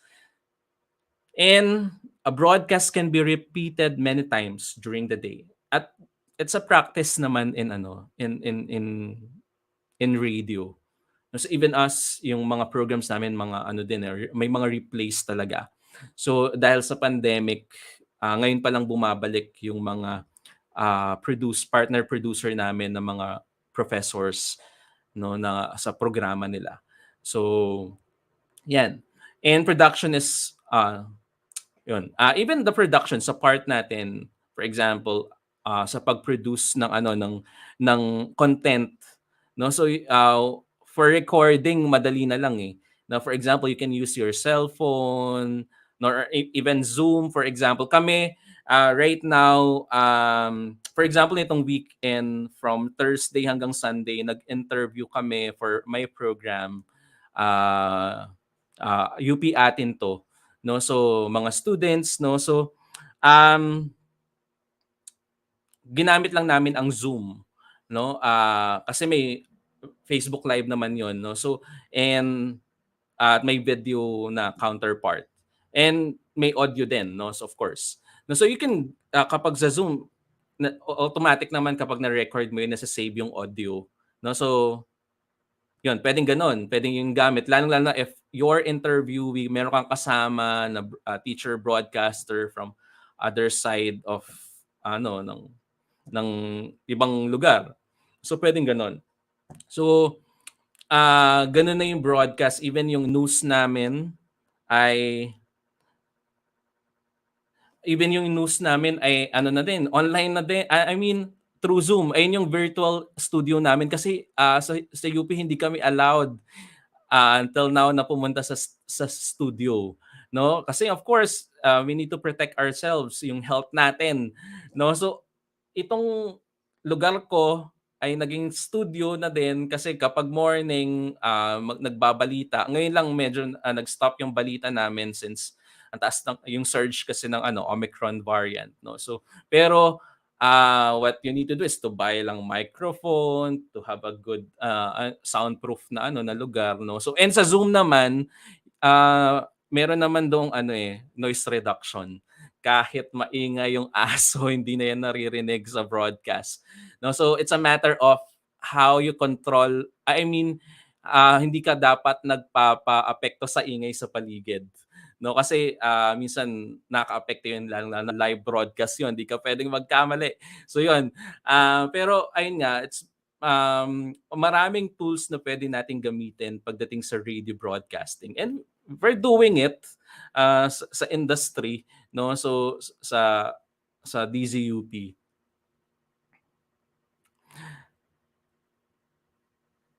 Okay, so ano yung mga weaknesses not useful for teaching people how to perform that requires demonstration? Siguro it's ang pinaka point dito is that lalong-lalo na yung siguro yung example na lang, no? You can instruct pa rin naman sa audio, no? So pero paano mo siya ipapakita? Example, hindi ka pwedeng mag cooking show sa radio. 'Di ba? Kasi it's really visual, right? Igigisa ko na po ang ang bawang, ang sibuyas, isunod na po natin. Ay, tumatalsik, 'di ba? Parang gaganunin mo pa, i-describe mo pa siya. So parang yung appreciation pagdating sa cooking, parang hindi siya ganon yung production value niya baka hindi lang ma-appreciate. For example, yung if you're featuring yung paintings, unless you have Facebook Live, that's okay. No, for example, meron akong i-feature sa UP Atin to, yung mga students ko before na nag-produce ng mga bakwit na naninirahan sa UP na mga batang lumad. Ipapakita namin yung dokumentaryo kasi may video, may Facebook Live kami. And yung audio pwede pa rin sa broadcast. No, as long as okay yung discussion dun sa documentary. No? So yan. Siguro yung ganong part lang. Pero of course, ayun nga, since of course teacher tayo, we can pa rin magagaling tayo mag-explain ng instruction. Siguro yung it's a matter of what kind of program that we na i-feature natin. Ayun nga, yung cooking show, yun ang medyo mahirap. Even dance, hindi naman pwede yun. For example, may Zumba. Hindi ka pwede magpa-Zumba sa radio. Music lang mapapakinggan, no? So yung instruction paano hindi niyo makikita kung paano sumayaw. So may mga programa na hindi for radio. So yun. Na kailangan talaga ng video. And some people do not have access to radio, no? So of course, it's because of ang daming factors na we need to consider, right? Economics, for example, access, no? So for digital divide, and that's the term, no? So yung digital divide wherein ang daming factors, maaring hindi available yung devices, they don't have money to buy that radio equipment, no? So may mga bata tayo na maaring walang radyo sa bahay, no? So but of course, ayun nga, of course doon papasok yung ibang stakeholders. Pag pinag-uusapan na natin yung radio-based instruction, I mean, baka may mga LGUs na who can provide mga radio transistor to our kids, no, sa mga far-flung communities or other. But that's another ibang usapan na yon, no. So yan. So additional pa yung mga advantage and disadvantages, local coverage, no? So kasi nga kung titingnan natin ang radio stations around the Philippines, unlike kasi 'di ba ang television may scarcity tayo pagdating sa ilan lang yung tawag dito um yung yung slot for television, no? So unlike sa radio mas marami. Even local you can tawag dito, you can build as long as you have transmitter. For example, in PUP Manila, yung isa sa mga professor namin na yung boses ng GMA7, si Sir Al Torres, naging professor ko pa yon way back in college. Nag-ano pa siya, siya yung nag-donate ng transmitters sa PUP, no? So that's why may radio station ang PUP, pero ang nakasagap lang around Santa Mesa kasi hindi ganoon kataas yung ng transmitter, no? So yun, yung local coverage, ibig sabihin of course since may mga station sa different provinces, no, localities, mas nabibigyan ng boses yung mga tao, mas cover yung mga pangyayari sa bawat lugar, no? So that's the idea. And then yung low cost, no? So kanina naman na-discuss natin na pagdating sa low cost sa part ng listeners, since all you need to have ay either radio equipment or you have internet, no, sa online, or you have cellphone na may radio, then you can listen, no? So madali lang, pipihit ka lang talaga, isaksak mo lang sa yung radio, no, or lagyan mo ng baterya, and then makakapakinig ka na, no? So high frequency, no? So kung titingnan natin, na-discuss naman natin yung AM and FM, no? So for example, lang AM, pwede nating ma-reach, no? So or masagap rather, no? So yung mga stasyon kahit malayo pa tayo, no? So ang radio is flexible kasi right now we have media convergence, yung pinagsasama-sama yung iba't ibang media, and yung pinaka base kasi ng radio is voice, sound, and music.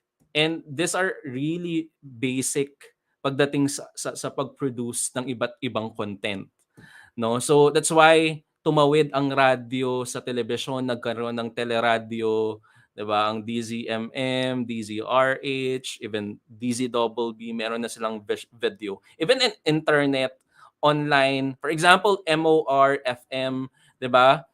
Since nawala yung prangkisa ng ABS-CBN and even their radio station, I think they were able to produce programs online, no? So they are utilizing that platform, and they're still surviving, no? So yan. And then yon, nasabi naman na kanina, low production costs, no? So since unlike television, for example, kasi nag-television din ako, ang laki ng gastusin niyan, lalong-lalo na for example, mga reality programs, ang daming taong kailangan. For example, when we did Mega Fashion Cruise sa ETC channel, 2 bus kami kapag lumalabas pag mag-shoot. Pero pagdating sa sa radio, for example, one-man production nga lang ako sa programa ko. May mga support lang, pero majority of the requirements, ako yung host, ako nagsusulat ng script,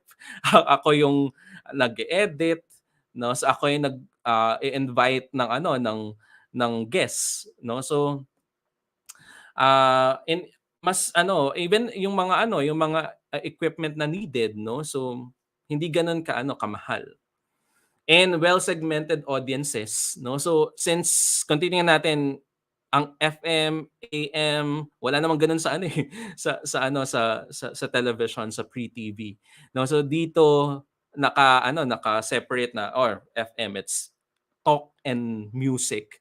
Pagdating sa AM, pag gusto mong balita, AM ka. No? So mas and even yung audience alam na kapag music, no? So and even the program, it's the station itself, na this station is for class ABC.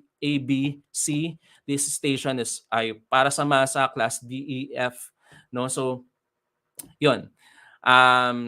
Pag disadvantages, it's audio only. Pag pinag-usapan natin na radio lang talaga mismo, no? So kapag hindi natin sinama yung media convergence na usapan, no? So yung clutter, medyo kalat-kalat in a sense, no? So but it's a matter of how you manage your programming, no? Me, for example, me personally, as assistant program director, kasi I'm the one who manage yung scheduling, no? So it's a matter of ano yung protocol, ano yung mga programs na ilalatag, no? So it's a matter of planning. Pre-production is very important pagdating sa radio. And low attention getting, no? So dapat kasi, since voice ang pinaka main element, you need to get your audience, no? So dapat walang dead air. Dapat of course you need to establish who are your audience, no? So paano yung lengguwaheng ginagamit mo? You have to establish that. Ano yung language na gamit? Filipino ba? English ba? Conversational ba? No? So formal ba? No? So these are things na you need to consider, na ay makikinig kang balita pero yung presentation pang marites, no? So walang credibility, no? So that's why you need to manage that. For example, kahapon meron kaming live coverage, no? So and ng check.ph, paano yung approach? Paano yung tone nun? No? So seryoso ba pero hindi intimidating? So these are things na we need to consider pagdating sa pagbo-broadcast or pagpo-programa, no? That's why pre-production is very important. Ina-identify na natin ano yung tono, paano i-present to, no? So friendly ba siya, formal ba siya, etc. Conversational ba siya? Fleeting message, of course, since it's live program, for example, wala namang replay. I mean, wala namang, unlike sa YouTube na pwede nating balikan, 'di ba? Sa pagdating sa radyo, hindi eh. No? So, tuloy-tuloy yung programa, no? So, kung radyo lang mismo ang pinag-usapan natin, pero unless merong Facebook Live 'yan na pwede nating balikan. Kasi ngayon na yung practice eh. No? For example, me, before nung wala pang mga Facebook Live, humihingi kami ng copy ng recording para ma-check okay ba yung broadcast, okay ba yung sinabi ko dito, okay ba yung boses ko. Ngayon, mas madali kasi naka-Facebook Live yung newscast, na check ko ay hindi okay yung boses ko dito, or nag-stutter ako. So nag-buckle ako dito. So I need to improve my at least nakita natin, no. So yun, sa part naman ng audience, ng listeners, ayun nga, since nandiyan na yung digital technology, mas nababalikan nila. No? Pero kung radio lang mismo ang equipment nila, wala silang online, then hindi nila mababalikan yon. Okay pa po ba kayo dyan? Ayan, so that's the advantages and disadvantages of radio, no? So sana po ay nagme-make sense ako sa dinidiscuss ko, at okay pa kayo sa sa discussion, no? So you can grab your breakfast and coffee, no? So while listening, no? So parang nag-aano lang po tayo dito, nag-uusap lang tayo, but it's about radio. So punta po tayo sa radio dictionary.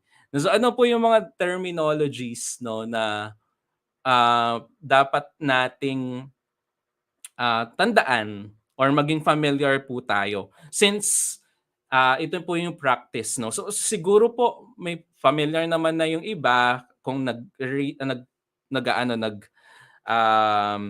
nagtuturo ng radio broadcasting, no, nagte-train or advisor even sa television. Pero balikan po natin, no. So yung bed po, no. So alam ko medyo maaga pa, gusto niyo pang matulog, pero salamat po sa paggising at pagdalo online, no. So pero hindi po 'yan higaan, no. Ang bed po is a production element. No, it's usually instrumental music or sound, no, or sound effect played in the background of a spoken commercial, promo, or announcement. Or pwede din naman po siya during the discussion. No, so but it can make or break your program kasi kapag may bed ka. So ibig sabihin po, background music siya while talking, no? So para magbigay ah, ng mood sa ano natin sa mensahe natin. No, for example, if we're talking about pandemic, ano yung pwedeng bed or background music nito? So pwedeng medyo nakakatakot, no? So pwedeng ganon. Or during the opening ng program, pwedeng mag-bed music ka dyan eh. No, so may background music. Pero ayun nga po, ang sinasabi ko po dito na bed music or background music can make or break your discussion or program. Kasi maaring hindi dapat sobrang taas ng bed natin. Dapat ang focus would be the speaker or the anchor or the host, no? So dapat background music lang siya. Kumbaga add-ons lang po siya, no? So but add-ons can be a distraction, no? So kaya be careful sa paglagay ng bed, no? So dapat hindi siya ganoon kataas yung volume, no? So that's bed po. Yung background music, it can be sa promo, it can be sa announcement, no? So it can be kahit sa programa mismo.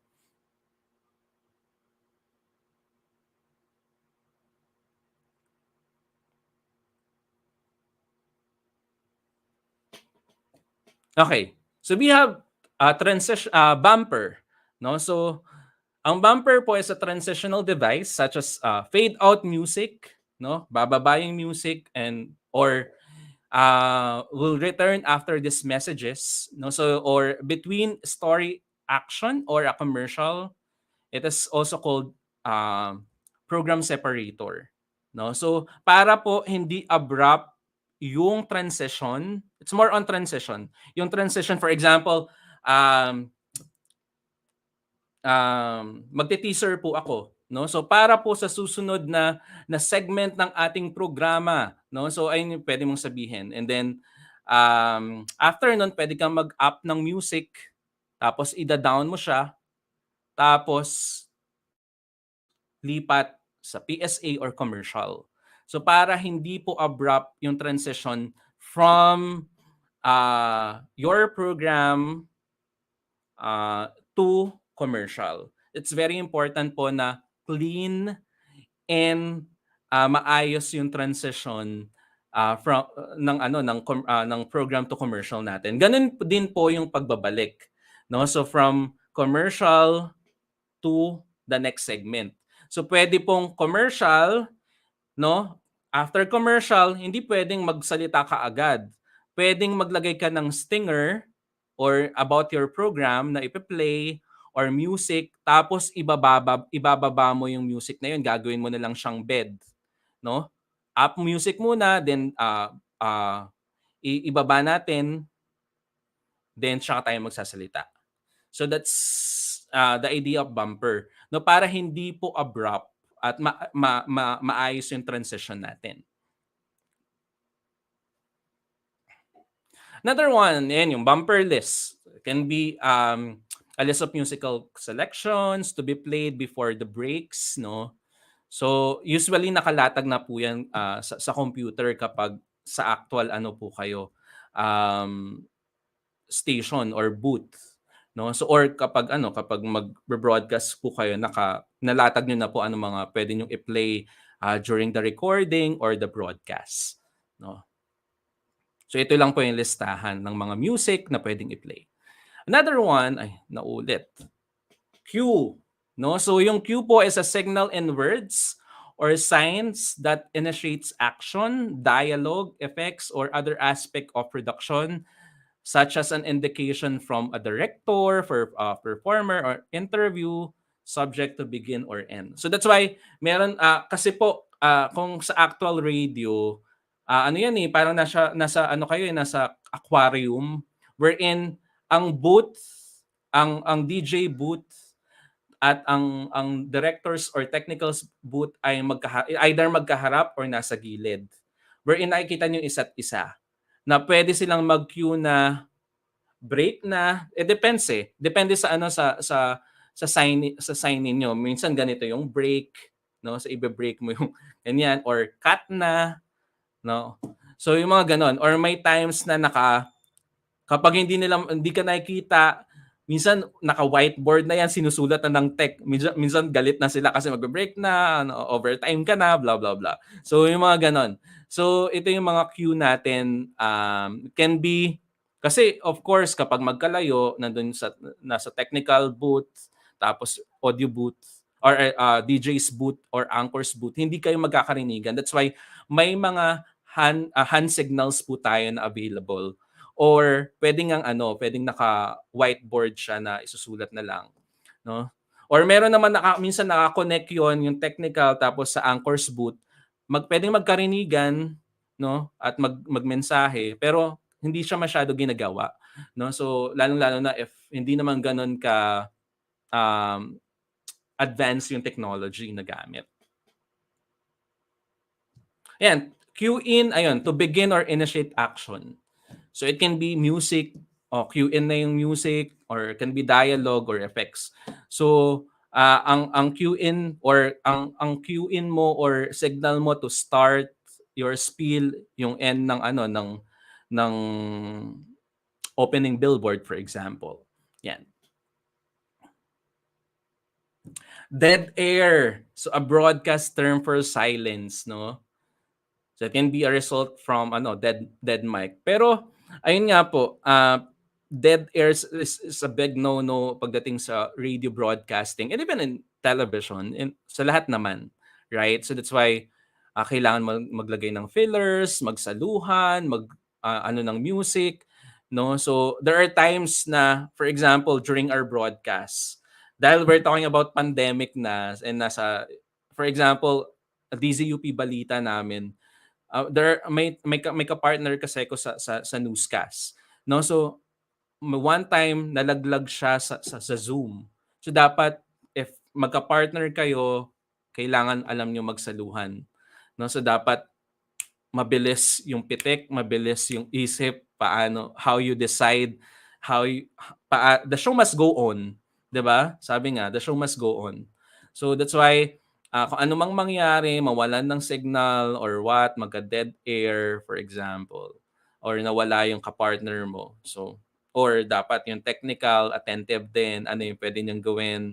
So we need to avoid dead air, no? So kasi in real radio broadcasting, kapag may dead air, it's a money, no? So it's kasi of course either of course it's a time yun kasi binebenta yung oras, right?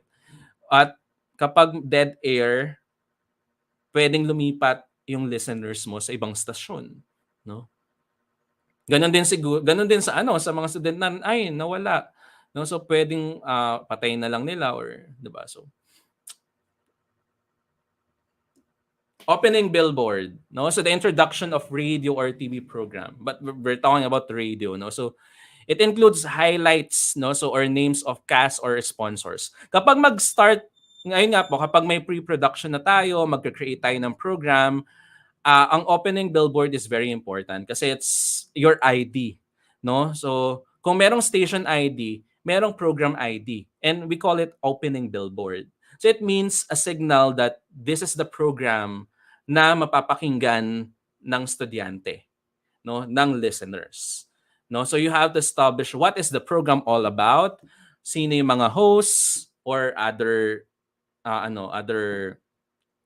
information, for example, social media kung saan mapapakinggan din or mapapanood.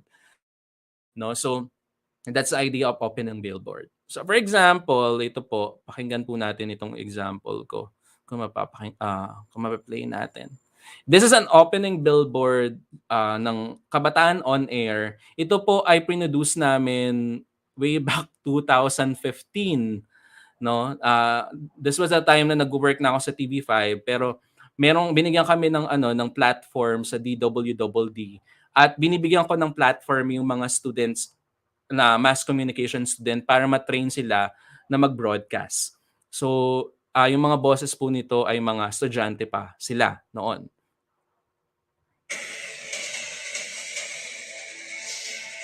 Mga katropa, ano po ba isang makabuluhang talakayan tungkol sa may init na issue at usap-usapan ng bayan? Ito ang para sa'yo, Kabataan On Air Season 2 kung saan bida ang kabataan. Ang Kabataan On Air Full Force ay programa ng kabataan para sa kabataan. Kasama nating tatalakayin ang mga isyong panlipunan at pagkilala sa mga personalidad ng bayan. Kasama sila Ryan Malando, Luis Valeria, Joshua Bilolo, Ina Tirante at Dominic Bolo. Tuwing linggo sa DWDD 1134 kHz, alas 11 ng umaga hanggang alas 12 ng tanghali. Ang aming official website ay www.dwwe.com.ph para sa live streaming. Maaari rin kayong makibida sa social media. I-like lang ang ating Facebook page at www.facebook.com/kabataaonair at i-follow sa Twitter at Kabataan On Air. Be the change that starts on air. Ito ang Kabataan On Air Full Force Season 2. Kabataan On Air Full Force Season 2. Kabataan On Air Full Force Season 2. Ang Kabataan On Air ay produced by Creative Voices Productions at Voice of the Youth Network and a proud member of Youth Media Network Philippines. Powered by DWWD 1134 AM, Katropa Radio. Iba tayo!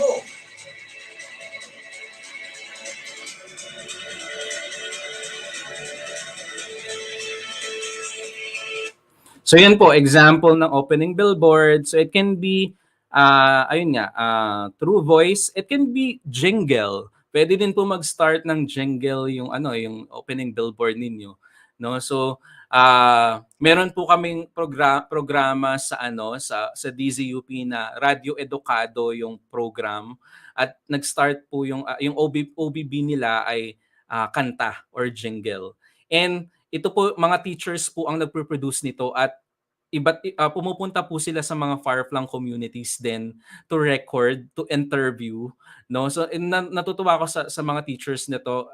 Kahit sa nitong pandemic, sobrang sipag po nilang mag-produce ng programs. No? So parang every week may bagong may bago silang mga ini-interview. Even international mga interviewees. No? So nung pre-pandemic pumupunta sila sa iba't ibang community at isa sa mga topic din yung student bilang frontliner din, no? So na mga working student, ganyan. So yan. Pero ayun nga, that's opening billboard, no? So it's an introduction, no, highlighting about your program, yung names ng hosts, no, yung mga hosts and other information.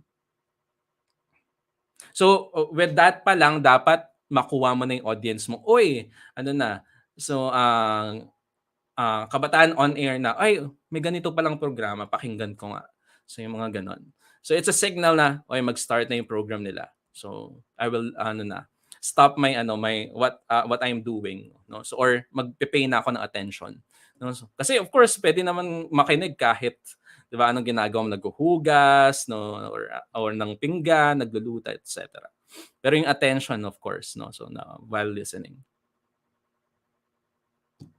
Reader, ito na po sa parte na to ng mga anchor, no. So skip of news story in which no actualities to be played, no. So ito ay binabasa po ng anchor, no. So sa television, we call it silent read. Pero dito sa radio, reader naman, wherein si anchor lang mismo ang nagbabasa. Sa part naman, kung ang recording, ang nagbasa ay reporter, we call it voicer.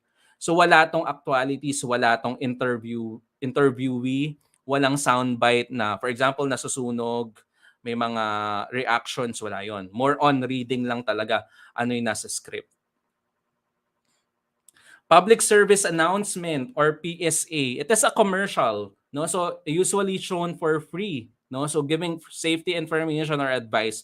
Siguro familiar naman po tayo sa mga public service announcement, lalong-lalo na kapag about the kadalasan kasi ang mga PSA coming from meron kadalasan ang nagpo-produce from government entities, no? So from DOH about pandemic, every Christmas or New Year about 'di ba paputok, no? So even the station can produce PSA. Dami naming PSA kasi kami hindi naman kami commercial talaga na kumukuha ng sponsors. Puro public service announcement yung commercial namin, no? About pandemic, about nature, different topics, no? So just to give you an idea, this is PSA from PPCRB na nirequire ng KBP na ipa-play or i-broadcast sa mga KBP members kasi it's election season, no? So this is an example of PSA po, public service announcement. Makapilipinas. Iboboto ko, Makapilipinas. Makabayan sa lupang sinilangan. Makataot may respeto sa buhay at pamilya. Siya ay makatwiran at patas makisama. Masigasig tumulong makaahon ang bawat isa. Makatarungan, makalingat, maalalahanin sa kapwa. Makakasama ang lahat, siya hindi mangiiwan. Siya ay makapagtataguyod ng kabutihang panlahat. Siya ay makabatas. Siya ay makatotoo. Siya ay may malinaw na pananaw para sa makabagong bukas. Higit sa lahat, siya ay makadiyos. Kaya't ayaw niya ng karahasan. Siya ay makakapayapaan. Iboboto ko ang isang tao na makakalayaan. Isang leader na makakalikasan. Isang Pilipinong makabuluhan at matino ang pamumuhay. Sa isip, sa salita, at sa gawa. Gabayan ang Pilipinong bumoto ng responsable. Yan naman ang aming panata sa BBCRV. Ayan, so different topics. So it can be 30-seconder or 1-minuter. There are ano naman mga PSA na nagla-last ng 2 minutes, no? So for example, meron kaming PSA na 2 minutes at or 1.5 no? So ayun, it tackles different issues or topic, no? So this one is about, it's very timely kasi it's election season, no? So magboboto uli tayo sa May 9, no? So that's why dapat guided tayo, no? So and same goes with kung ano yung mga pagdating sa pagdating sa usapin ng edukasyon, no? We can create public service announcement about environment, mental health, no, and other topic, no? So na pang-inserts natin if we have mga live programs, no? For example, yung kanina, no, sa programa natin may mga pa-PSA tayo but it's a video format. So this time you have to utilize all the elements of radio, no? So the voice, the music, sound effects, no? So pagsasama-sama natin yung mga elementong 'yon. At of course, yung mensahe. That's really important, no? So that's PSA. And slug.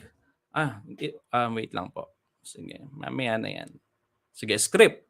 Written out version of news story, no? So or hindi lang naman sa balita.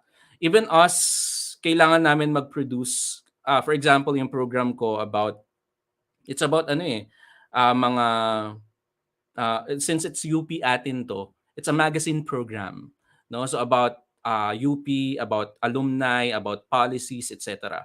No? So I need to create script pa rin, at least as guide, no? So outline. So these are things na very important kasi kailangan din natin sanayin as teacher broadcaster na meron tayong guide at least alam natin yung flow ng program, no? So yung flow ng natin ng daloy ng programa. Kasi nowadays yung mga, especially me bilang nagturo ako sa Eugenio Lopez Center for Media Arts, mga media students, media arts student na senior high school, event communication students. There are times kasi sila nag-a-advance shoot na agad. For example, vlogging, no? So pero pagdating po sa mga traditional media, no, so kailangan natin i-practice pa rin na we have script. No, hindi dapat bara-bara na lang broadcast na. Yun na yun, no? At least may outline tayo what will be the flow of the program. What are our objectives, no? So in doing this particular episode or, di ba? Program. Yan. So that's why script is very important. And medyo nainis ako, for example, bilang teacher kapag, for example, gagawa sila ng documentary or video or radio, drama, ganyan. Dapat may script talaga. So sa atin din, we need to practice that. Yung slug is the title of the script, no? So, yeah, for example, yan, nasagasaan sa Timog, this is the slug. This is a script for news naman po. So, 2015 pa yan. So, yan. And then sounder, it's a recorded tune used to introduce segments, no, so of the broadcast. So sa programa, for example, 1-hour program or 2-hour program. For example, yung Kabataan on Air, hinati namin siya sa iba't ibang segments. So may segments kami featuring mga student organization. We call it Bida Kabataan. Meron naman kaming segment wherein we interview different personalities from government. Yung sa Kabataan on Air, yung mga students doon and me, we were able to interview mga secretary ng department.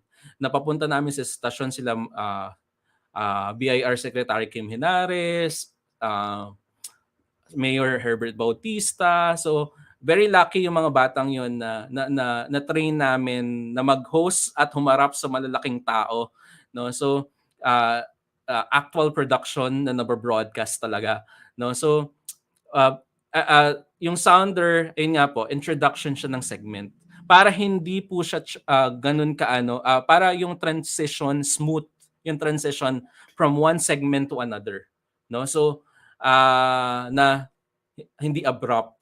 No? So that's why nilalagyan natin siya ng it's either sabihin ng anchor sa script na we will move on to the segment, to the new segment or to the next segment. Kasi pwede nating hatiin yung program sa segments or bodies na tinatawag. Body 1, or tapos commercial, body 2, commercial, body 3. So, pwedeng ganon. So, example ng sounder.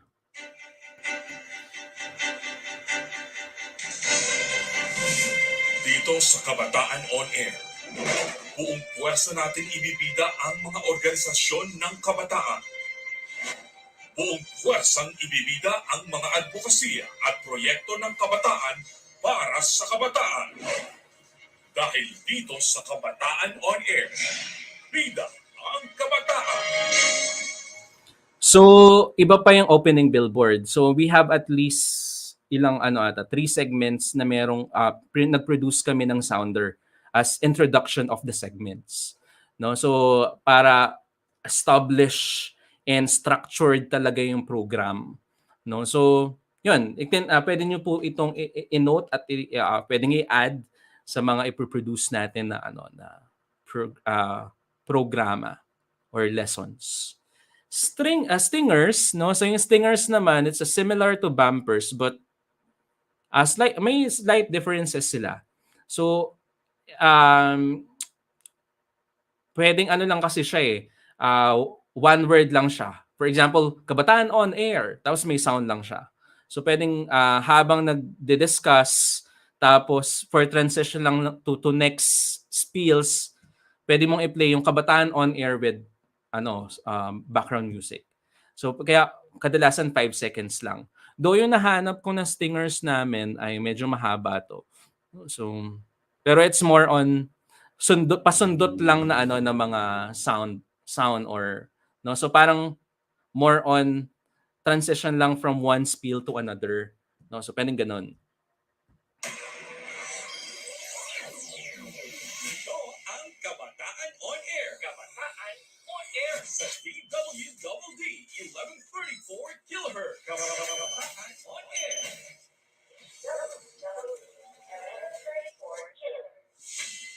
So pwedeng gamitin mo din itong stingers na to para, for example, from natapos mo na yung segment number 1, tatawid ka sa segment number 2. Pwede mong insert mo muna tong stinger na you are listening to Kabataan on Air. Tapos tsaka ka tatawid, transition to yung natin, yung sounder natin na introduction to next segment. Para smooth, no? So you don't need to spill about your next segment. No? So pwedeng ganun yung atake pagdating sa sa pagproprograma.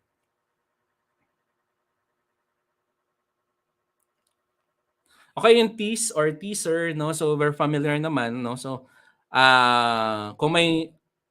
kumbaga cliffhanger is very important, right? No, pero of course we need to be careful then about sa pag-tease ng tao or ng listeners. Ano ba yung aabangan nila? We have to be factual, ano ba yung aabangan. No, so hindi dapat natin na misrepresent.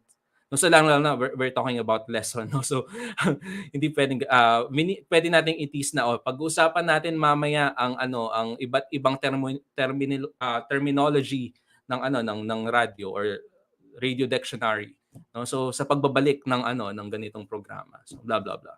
So pwedeng ganoon. So yan.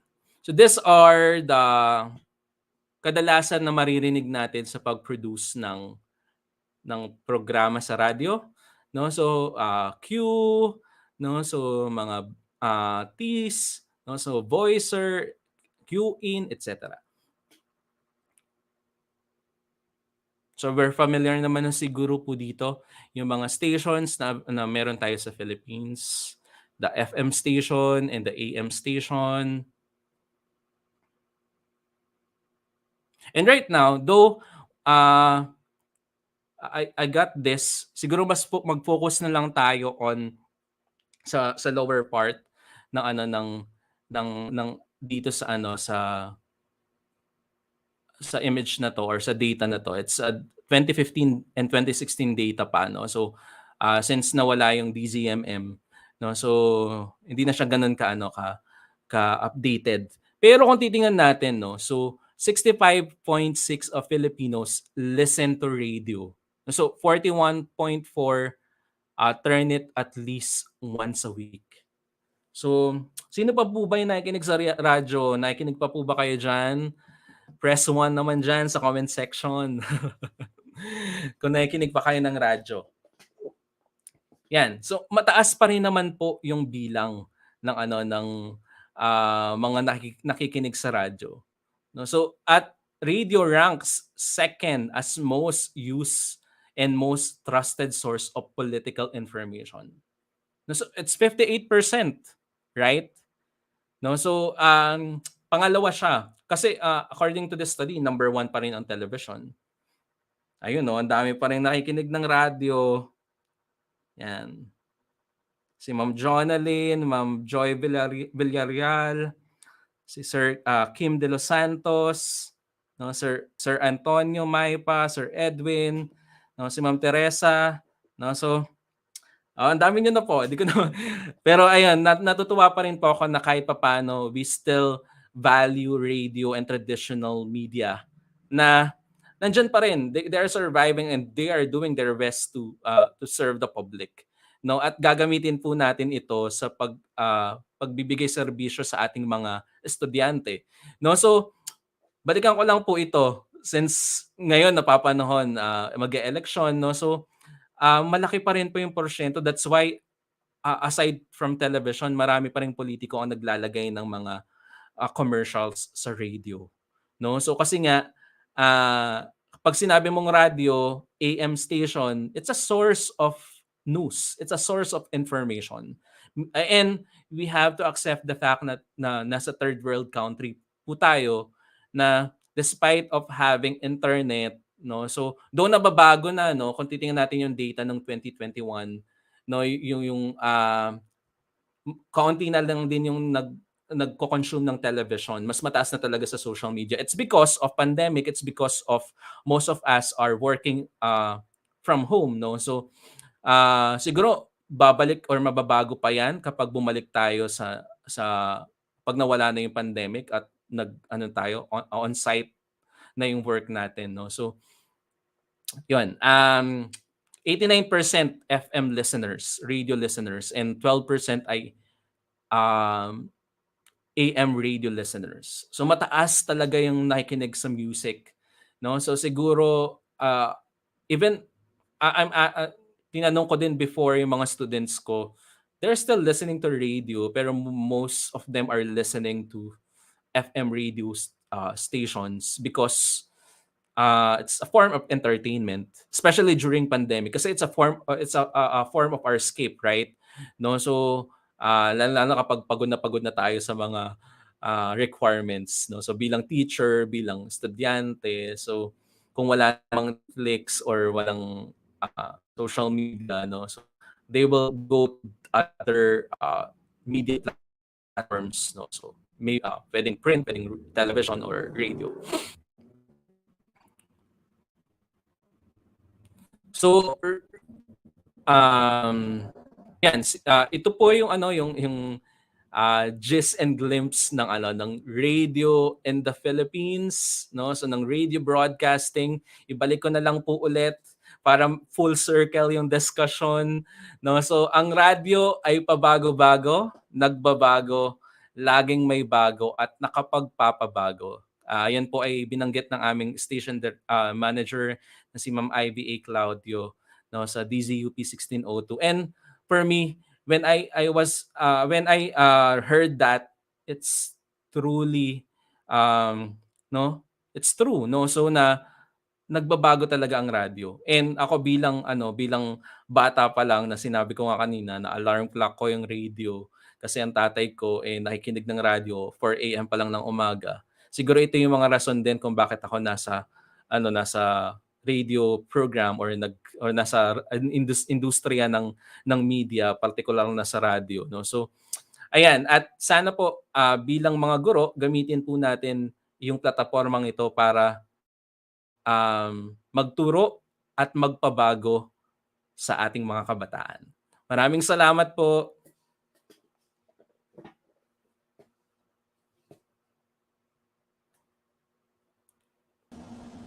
Ayan. Thank you so much, Sir Ryan. Parang magandang pang-caption yan, teachers, no? Yung quote na binitawan ni Sir Ryan nung umpisa at nung dulo. Ang radyo ay pabago-bago, nagbabago, laging may bago at nakapagpapabago. Gandang caption yan sa mga post natin mamaya. Don't forget to use the hashtag Lessons on Air Day 1. Okay? Sir Ryan, we have a few questions for you. Is that okay Sige po? Wag lang po mata. De joke lang. Alam niyo naman po kapag mass comm, di ba? Opo. Okay, so the first question that we have here, our teachers sa mga SDOs po nila, could they invite you in their respective divisions for a training din po, like this one? Pwede naman po. Hanapin niyo lang po ako sa Facebook. Kapag Okay, so opo, willing naman po ako magturo kasi since sabi ko nga teacher din naman po ako, no. So kayo na po bahala. Okay, so hanapin po natin Hanapin niyo po sa ako. Facebook. Yun lang din Sir naman Ryan, po yung pangalan Sir ko sa Ryan. Facebook. Opo, sir. Okay. Our next question, do you think radio would be a good medium to bridge lessons?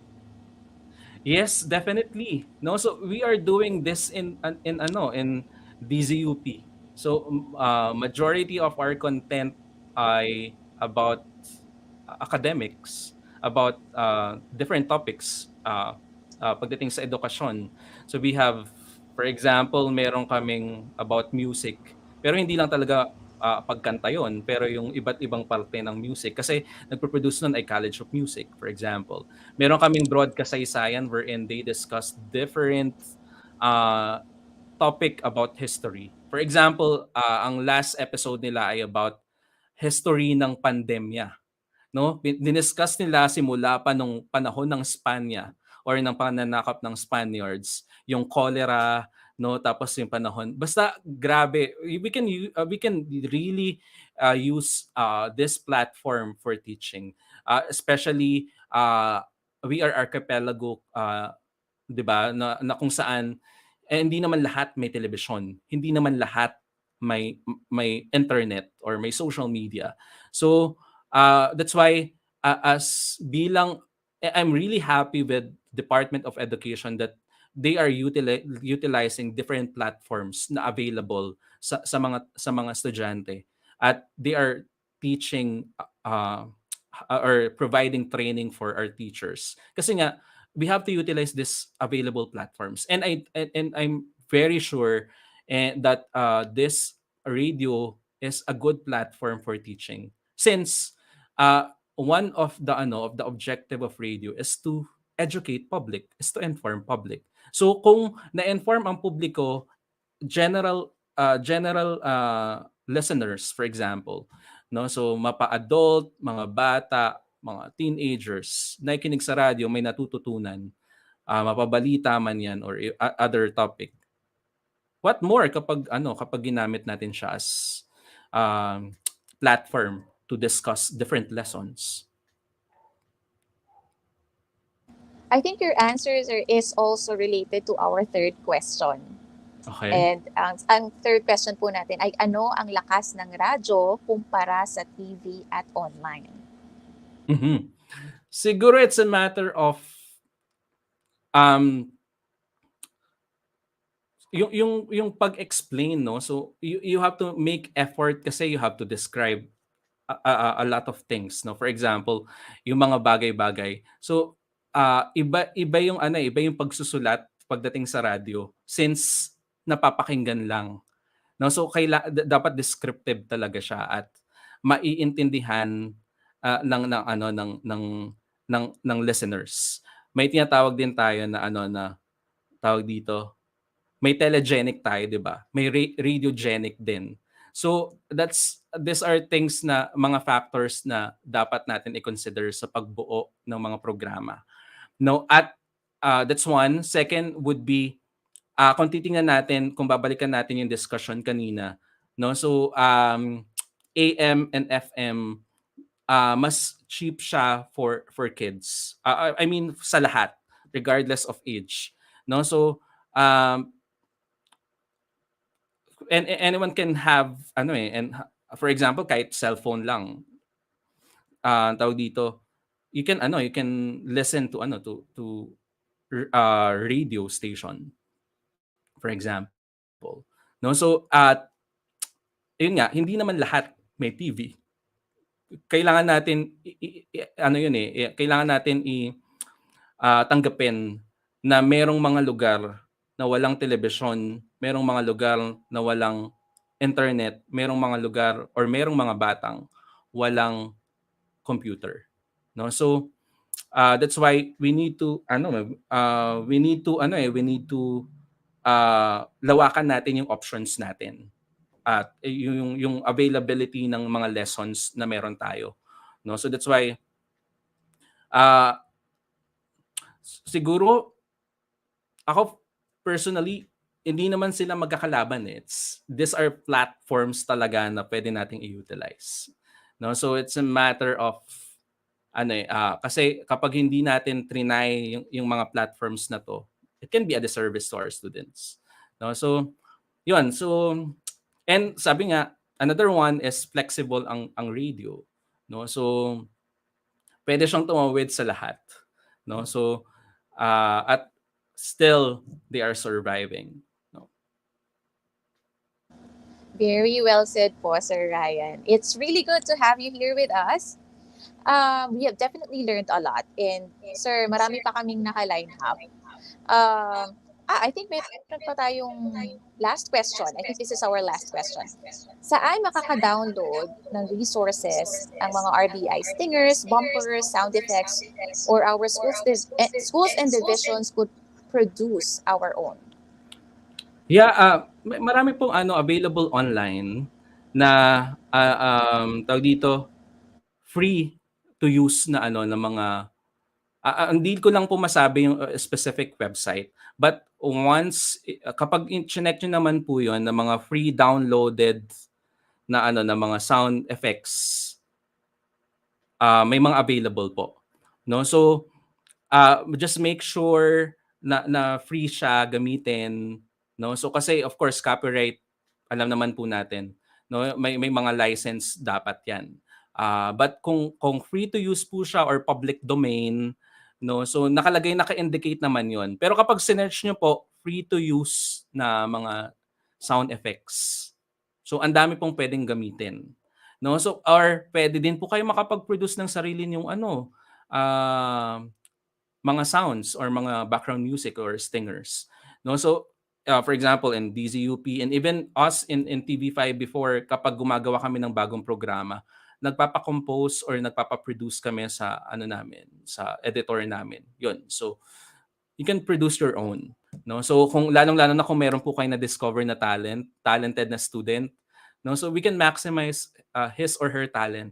Kasi nowadays ang gagaling ng mga bata ngayon, 'di ba? Minsan kaya even me, medyo natenga ako sa ano talaga sa media. That's why I go back sa radio, sa production, because ayokong mapag-iwanan, no? So kasi hindi pwedeng nagtuturo ka ng production ng media related subject na hindi mo alam yung nangyayari ngayon sa yung mga trends, no? So alam nating na magagaling talaga yung mga bata, so dapat alam mo din yung ano nila, yung mga ginagawa na nila, no? Kasi YouTube, 'di ba? Ang dami ng pwedeng ano ang dami na nating makukunan na ano ng mga knowledge about editing, 'di ba? So yung mga ganun po, ang daming resources, ang daming na pwedeng i-search po. Even us, for example, meron kami i-produce na ano na election special, no? Humahanap kami ng pegs online, tapos pwede naming i-tweak, ganon. Yung mga ganon po. So pwedeng ganon po kasing gawin natin as long as free to use yung yung mga stingers na yan, mga sound effects na yan. Kasi yun nga, baka kasi masampan tayo ng kaso ng copyright infringement. So, yan. Yeah, take note of that, teachers, okay? So I think that's all our questions for today, sir. And again, maraming salamat po. At sabi ko nga kanina, marami pa po kaming naka-line up. So sana po hindi nyo kami tanggihan sa mga susunod. And we've heard na you're also a trainer for radio broadcast. Kaya po, aasa kami sana po na it would always be a yes for DepEd Radio. Sure. Maraming salamat din sa imbitasyon. Okay po. And to show our appreciation, sir, we're going to award our the certificate of recognition. Let me read the citation. Republic of the Philippines Department of Education, Information and Communications Technology Service Educational Technology Unit awards the certificate of recognition to Ryan Malandog for sharing his invaluable expertise as a resource speaker and trainer of the topic radio broadcasting, a glimpse and a gist during the training workshop on School on Broadcast Lessons on Air from 25 to 28th of January 2022. Given this 25th day of January 2022 at the Department of Education, DepEd Complex, Meralco Avenue, Pasig City. Signed by Head of Educational Technology Unit, Sir Mark Anthony CC, and Director of the ICTS, Abram YC Abanil, and the Undersecretary for Administration, Alain Delby Pasqua. Ayan, maraming salamat po sa pagbabahagi ng inyong kaalaman, sir. Sa susunod po ulit. Maraming salamat. Thank you po. Okay. So, ayan, teachers. Alam ko, medyo nagugutom na tayo. But konting reminders lang po, no? Mamaya meron po tayong evaluation. So, stay tuned for the link and the QR code for that. Okay? So, first topic pa lang yan, teachers. Kamusta naman kayo?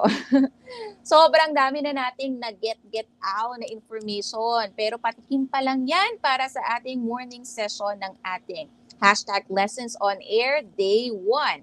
At for sure, mas marami pa tayong matututunan mamaya as we continue with our training. At dahil gusto namin na mas malalakas pa tayo para sa susunod na session, for now, happy lunch, teachers! Pero babalik kayo ha dito sa ating tagpuan dito pa rin sa EdTech FB page at sa ating YouTube channel. Huwag niyo naman akong iwan at huwag niyo po kaming iwanan. Kapit tayo hanggang dulo, teachers! And don't forget to share our live para mas marami pang makaalam na ang training workshop ay free at open for all with the use of our official hashtag, Lessons on Air Day 1. See you later, teachers!